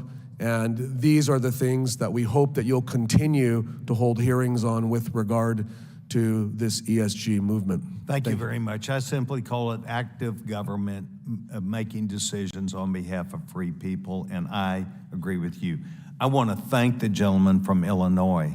I believe that his presence today says volumes about not only what he believes in, but very clearly my colleagues that are my dear friends also viewed you as an advocate to express their ideas as an evaluator, and I want to thank you very much. I yield back my time, and we now would recognize the gentleman from Rhode Island for 5 minutes. Well, thank you, Chairman and Ranking Member. Thank you for letting me join you today. I asked to join the Oversight Committee today because of my background as a state treasurer for 8 years, where I was a colleague of Treasurer Frerichs, and my experience as an investor in the private sector before that. And the message that I want to deliver, because people need to understand it, is that these attacks against ESG investing are based on a fallacy. They are based on the argument that somehow incorporating environmental and social and governance factors is a breach of fiduciary duty to clients or to beneficiaries. That is not true. The opposite is the case. As fiduciaries, we would not be doing our jobs if we did not consider environmental and social and governance risks when making investment decisions. And in fact, investors in companies that have failed to incorporate ESG risks into their decision-making have lost a lot of money as a result. Do you want some examples? BP. After the Deepwater Horizon spill, BP stock dropped 55%, eliminating $88 billion of shareholder value because that company failed to adopt proactive safety protocols.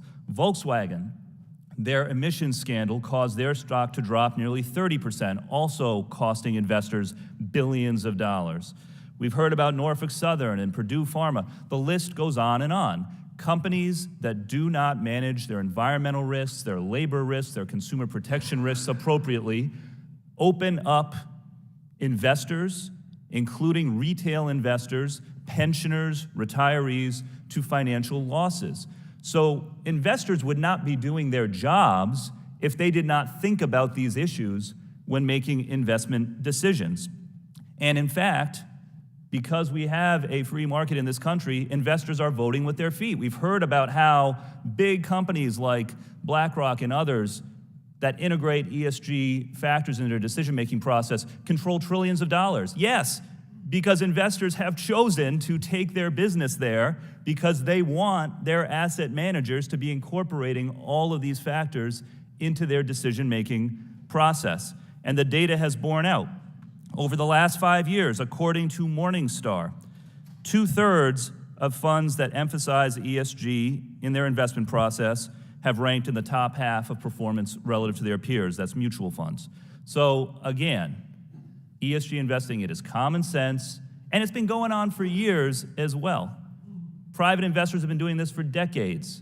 The Department of Labor has been allowing this for public funds for decades. The SEC has allowed proxy voting proposals on ESG issues for decades. What is new here is this trumped-up opposition, no doubt funded by and pushed by the oil and gas industry, that is desperately trying to hang on because they know that the smart capital is moving toward a clean energy future. Again, if you want an example, if you had invested $100 in ExxonMobil stock 5 years ago, that $100 would be worth $142 today. Pretty good.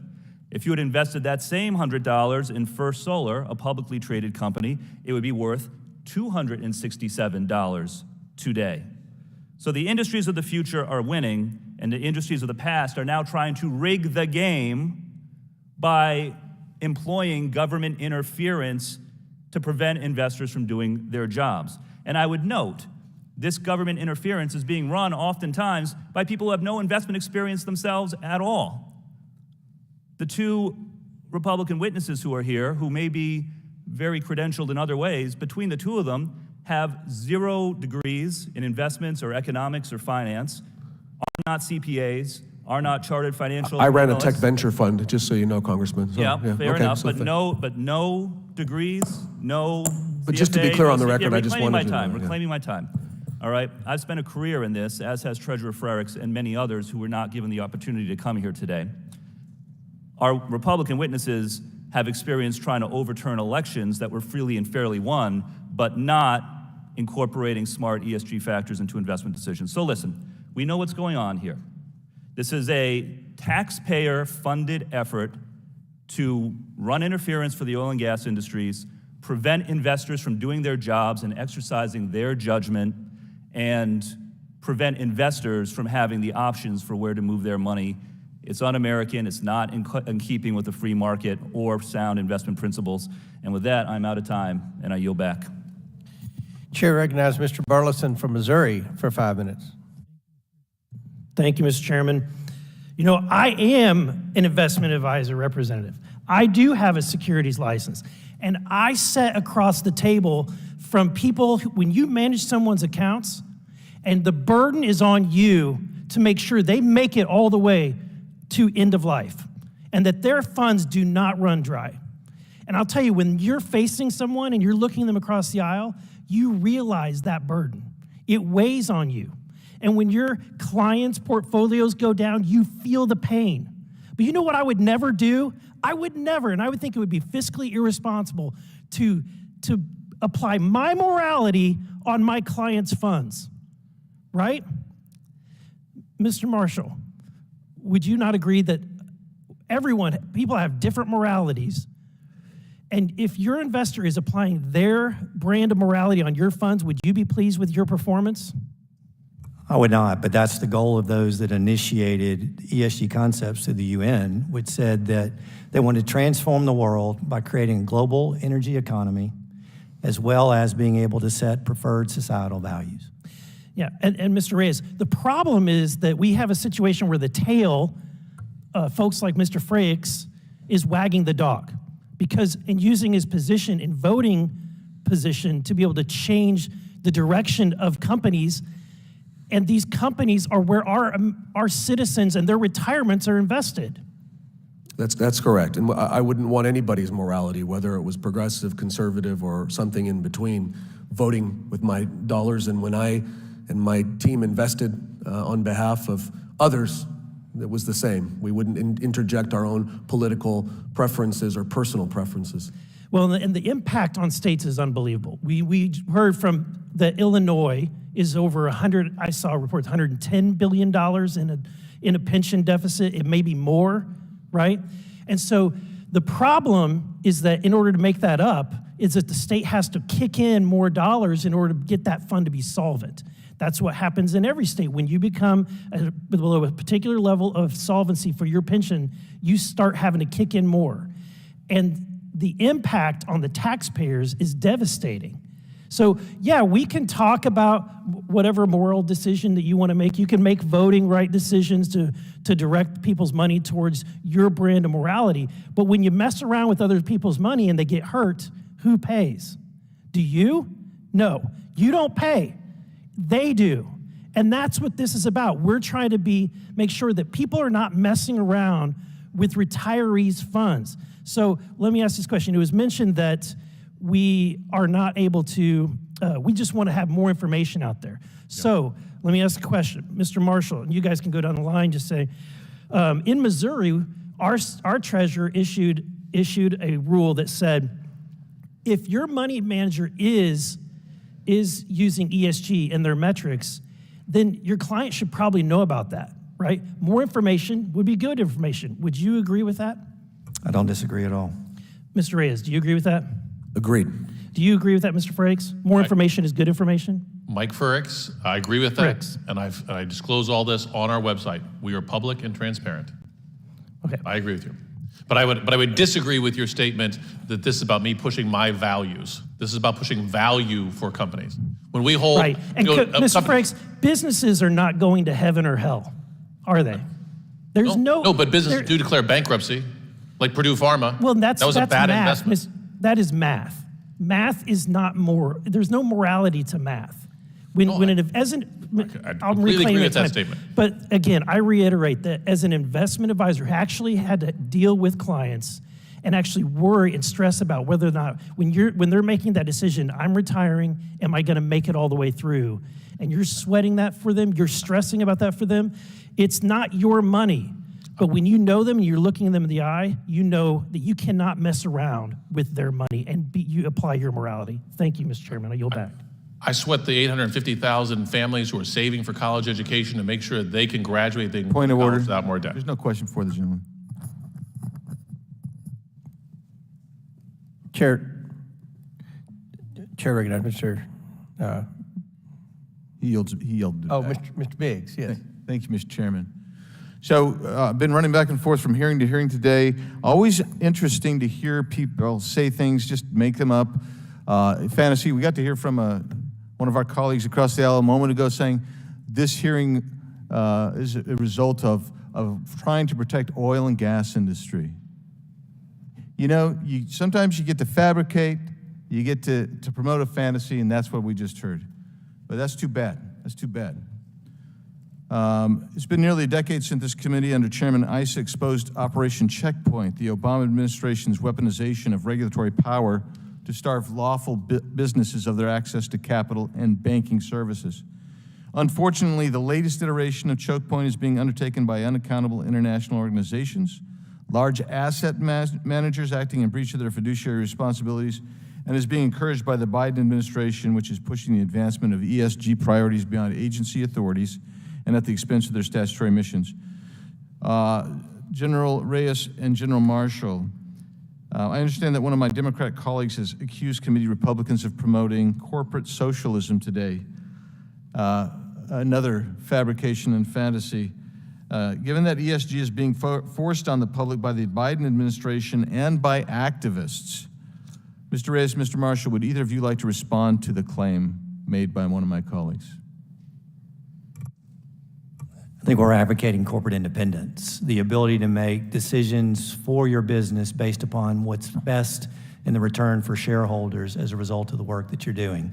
One of the things that we clearly have seen is a concentration of wealth in a very few that is cause for them to be able to create policy changes within companies that are not generated by their board, not generated by shareholders who generally are involved, but instead by a small group who happens to hold significant amounts of shares in those companies. The other thing, Mr. Congressman, that we've heard today is what is truly a fiduciary duty. It is clear that this is a UN-generated project, ESG factors themselves. That's where it came from. And even the UN acknowledged in a recent report in 2021 that the definition of fiduciary duty needs to be changed in order to validly consider ESG factors. That's not a part of the financial return. It's clearly designed to create a very different political agenda and not one consistent with investor return. Yeah. So I want to elaborate since we only have 2.5 minutes left, because what you're talking about, the way I understand, is mixed motive investing.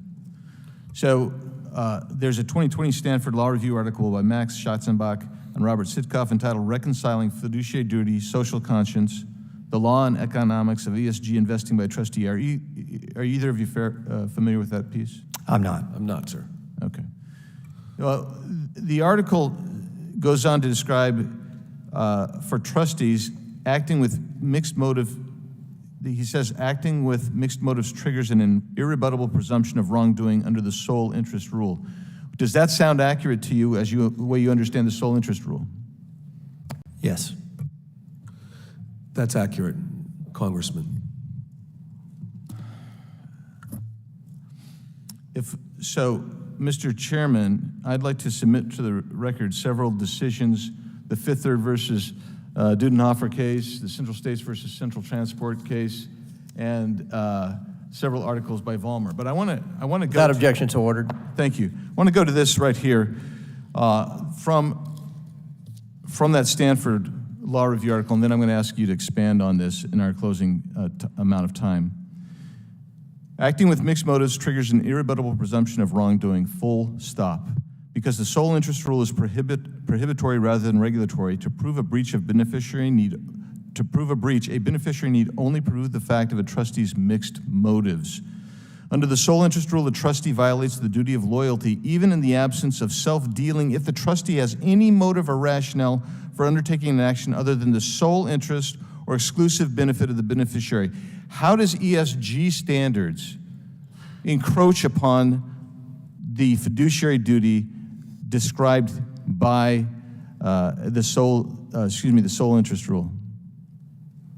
Before you came, Congressman, we read numerous quotes from these horizontal organizations that clearly state their ultimate purpose, and there's an end result for net zero compliance. That is the motivation for them beyond anything else, and that's why that is more akin to corporate socialism than anything that we espouse. Socialism takes away liberty, it takes away free will, and socialism doesn't ask what's in the best interest of the individual, it asks what's in the best interest of the state. We're absolutely championing the opposite, which is how do you maximize shareholder value for the individual? Thank you, and I see that my time has expired, but I wish you, Mr.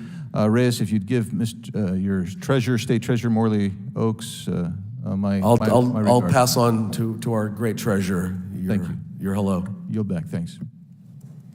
Gentleman yields back, and that concludes our questioning portion. I'll now yield to the ranking member to deliver a closing statement. Mr. Chairman, thank you very much, and I want to thank all of our witnesses for what was a truly enlightening and educational discussion, which I would recommend to every U.S. citizen to come check out, and certainly business school students, economics students, law students, students of every type, because this has been a fascinating and important discussion. I don't know that it advanced the campaign against ESG. I think it reaffirmed the basic principles of the free market, and to allow asset managers like the distinguished treasurer of the state of Illinois to do their jobs. Now, Mr. Chairman, I started by showing a graph demonstrating that money invested over the last decade in a large cap ESG influenced fund did substantially better than investment in the Standard & Poor 500 Energy Index. And that came not from us, not from the Democratic staff of the House Oversight Committee, it came from Bloomberg News. And I would like to submit the article for the record just so we can clarify that, if that's okay. Thank you, Mr. Chairman. Now, that graph, which is quite dramatic, showing that over a decade your money would have been better put in an ESG-defined fund than just the general S&P 500 Energy Index, which I wasn't aware of. But that graph seems to support Mr. Frerichs' basic point today that ESG considerations are totally consistent with an asset manager's fiduciary duties to maximize shareholder value, and arguably compelled by it. That's certainly the interpretation I think that Mr. Frerich has offered today, that it would be in disregard of your fiduciary duties simply to try to close your eyes to environmental, social, and political concerns. For example, we talked about Norfolk Southern.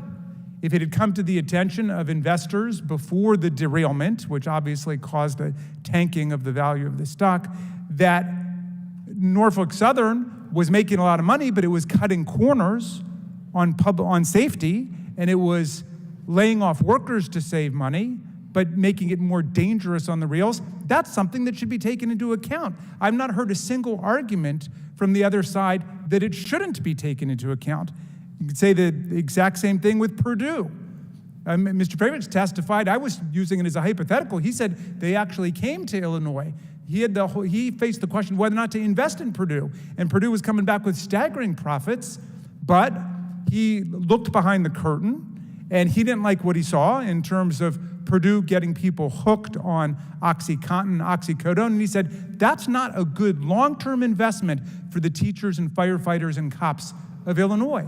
And so he avoided it. He was doing his fiduciary duty. That's what it means to do your fiduciary duty. It would be, at least arguably, a violation of it to disregard all of those kinds of concerns. I mean, the Massey Energy Company coal company in West Virginia was making tons of money up until the Upper Big Branch mine disaster, which killed 29 miners. If you looked more deeply into it, they had hundreds of violations with OSHA and with the Mine Safety Organization. That's something that asset managers shouldn't take into account. That just seems way off to me. But look, in the final analysis, it's all about free choice. If Illinois wants to look at the mine regulatory safety record of a particular company, I know you don't have mining there, but if you want to look at Purdue's actual record, what they're doing with OxyContin and oxycodone, and Utah doesn't want to look at it, well, that's your choice. You do it. Different states can define the fiduciary duty differently.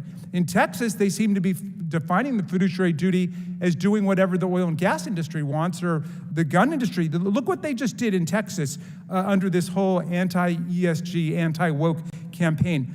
They pulled the leash on municipal governments in the state and dramatically interfered in the free market to protect the oil and gas industry and the firearm manufacturers by telling local governments that they could not make contracts with certain private banks, which the legislature deemed to be too woke on those issues if they, took policies or made statements that were considered too woke by the legislature. Okay, well, what was the upshot of this anti-woke legislation in Texas? Well, don't take my word for it. Check out a study by Wharton professor Daniel Garrett and a Fed economist, Ivan Ivanov, which found that this anti-woke sledgehammer in Texas is costing the cities and towns of Texas, meaning the taxpayers of Texas, an additional $305 million to $532 million in additional interest payments every single year.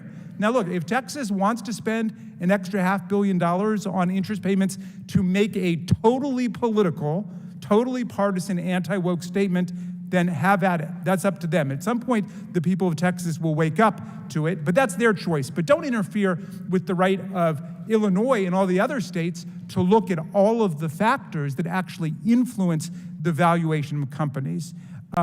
Nobody should think, by the way, that this movement is striking a blow against global elites, which we've heard a lot about today. If you're interested in that, you should join our investigation into Donald Trump and Jared Kushner, who brought home $2 billion, not million, $2 billion from Saudi Arabia and the United Arab Emirates for a company he created the day after the Trump administration ended. So don't talk to me about global elites. That's the Trump family business, trafficking in global elites and their businesses. And he collected millions of dollars in unconstitutional foreign emoluments from Saudi Arabia, United Arab Emirates, Indonesia, Egypt, a whole bunch of countries that patronized his hotels and his golf courses. So I don't want to be lectured to by anybody about global elites, because I was here for the 4 years of the Trump administration. Now, my friend the chairman asked the question, well, what would happen in China? Or what would happen in another authoritarian regime with ESG? Do they have ESG? Absolutely not. That's the difference between a free market democratic society and an authoritarian or totalitarian society. All that matters is what the state rulers tell you to do. Well, here the state rulers want to say everybody's got to invest in big oil and big gas, even if they don't think it's the right thing to do from a fiduciary perspective. They want to try to compel people's choices. Why don't we let the free market operate instead? In the final analysis, these decisions are being made not contrary to the gentleman's statements before, not according to morality, but according to economics. That's what we heard from the excellent treasurer of the state of Illinois today. And those are the kinds of decisions that are being made across the country. Now, Americans have the opportunity to say, we don't want to patronize businesses that are supporting China, General Xi, or Putin in Russia, or any authoritarian regime. But when they're managing pension funds, they're not making a moral decision, they're making a financial decision. And if they're withdrawing from that, they're saying it's not a good bet. That's not a good bet for the people. I know the Attorney General of Alabama said, well, you should disregard all moral criteria. I think he was asked about communist China, he was asked about Nazi Germany. He said, just maximize profit. I understand that view. Okay, that's not the view most citizens have, but a lot of the asset managers say it's not a good bet to invest in Marcos in the Philippines or General Xi in China or Orban in Hungary or what have you. But that's up to them. And we shouldn't be interfering in one direction or another. And that's the problem with this whole anti-ESG thing. It is, even though it's dressed up as a critique of political investing, it's all about promoting political investing and promoting a political agenda. But luckily, I think the asset managers see it for what it is, the businesses see it for what it is, and the people see it for what it is. And I don't think it's going anywhere. So it's going to be on to the next battle in the culture war. I yield back to you, Mr. Chairman. Gentleman yields back. Now I want to thank our witnesses for being here today. I know it was a long day. To those watching, it may seem that there were two different hearings occurring today. One which explored concerns with asset managers violating their fiduciary duty to their clients by chasing left-wing agendas regarding the environment and social issues, and the other which sought to cover for the actions of asset managers abusing their authority by making broad appeals to the need for data or access to information. My colleagues on the other side of the aisle seem to be conflating the term responsible investing to mean socially responsible investing, as opposed to the fiscal responsibility that is asset managers' legally mandated fiduciary duty to their clients. I think we and asset managers need a reminder: the money asset managers invest is not their own. A fund manager's definition of socially responsible may not only directly oppose their clients' views, investing to satisfy a money manager's own ESG agenda could tank savings and retirements across the nation. We will continue to investigate liberal agendas pushed throughout the economy and society, be it by the private sector or more worrisome, by the government. And let's hope these left-wing activists who are pushing this ESG agenda don't continue regulating our banks and setting our energy policy and doing many other jobs that have a detrimental impact on our economy and on society. If the Biden administration is weaponizing a whole-of-government approach to coordinate and force a whole-of-industry compliance with a woke agenda, it is this committee's responsibility to conduct oversight to the American people, and we intend to provide it. With that, again, I thank the witnesses for being here today. I know it was a very long day, and I declare this meeting adjourned.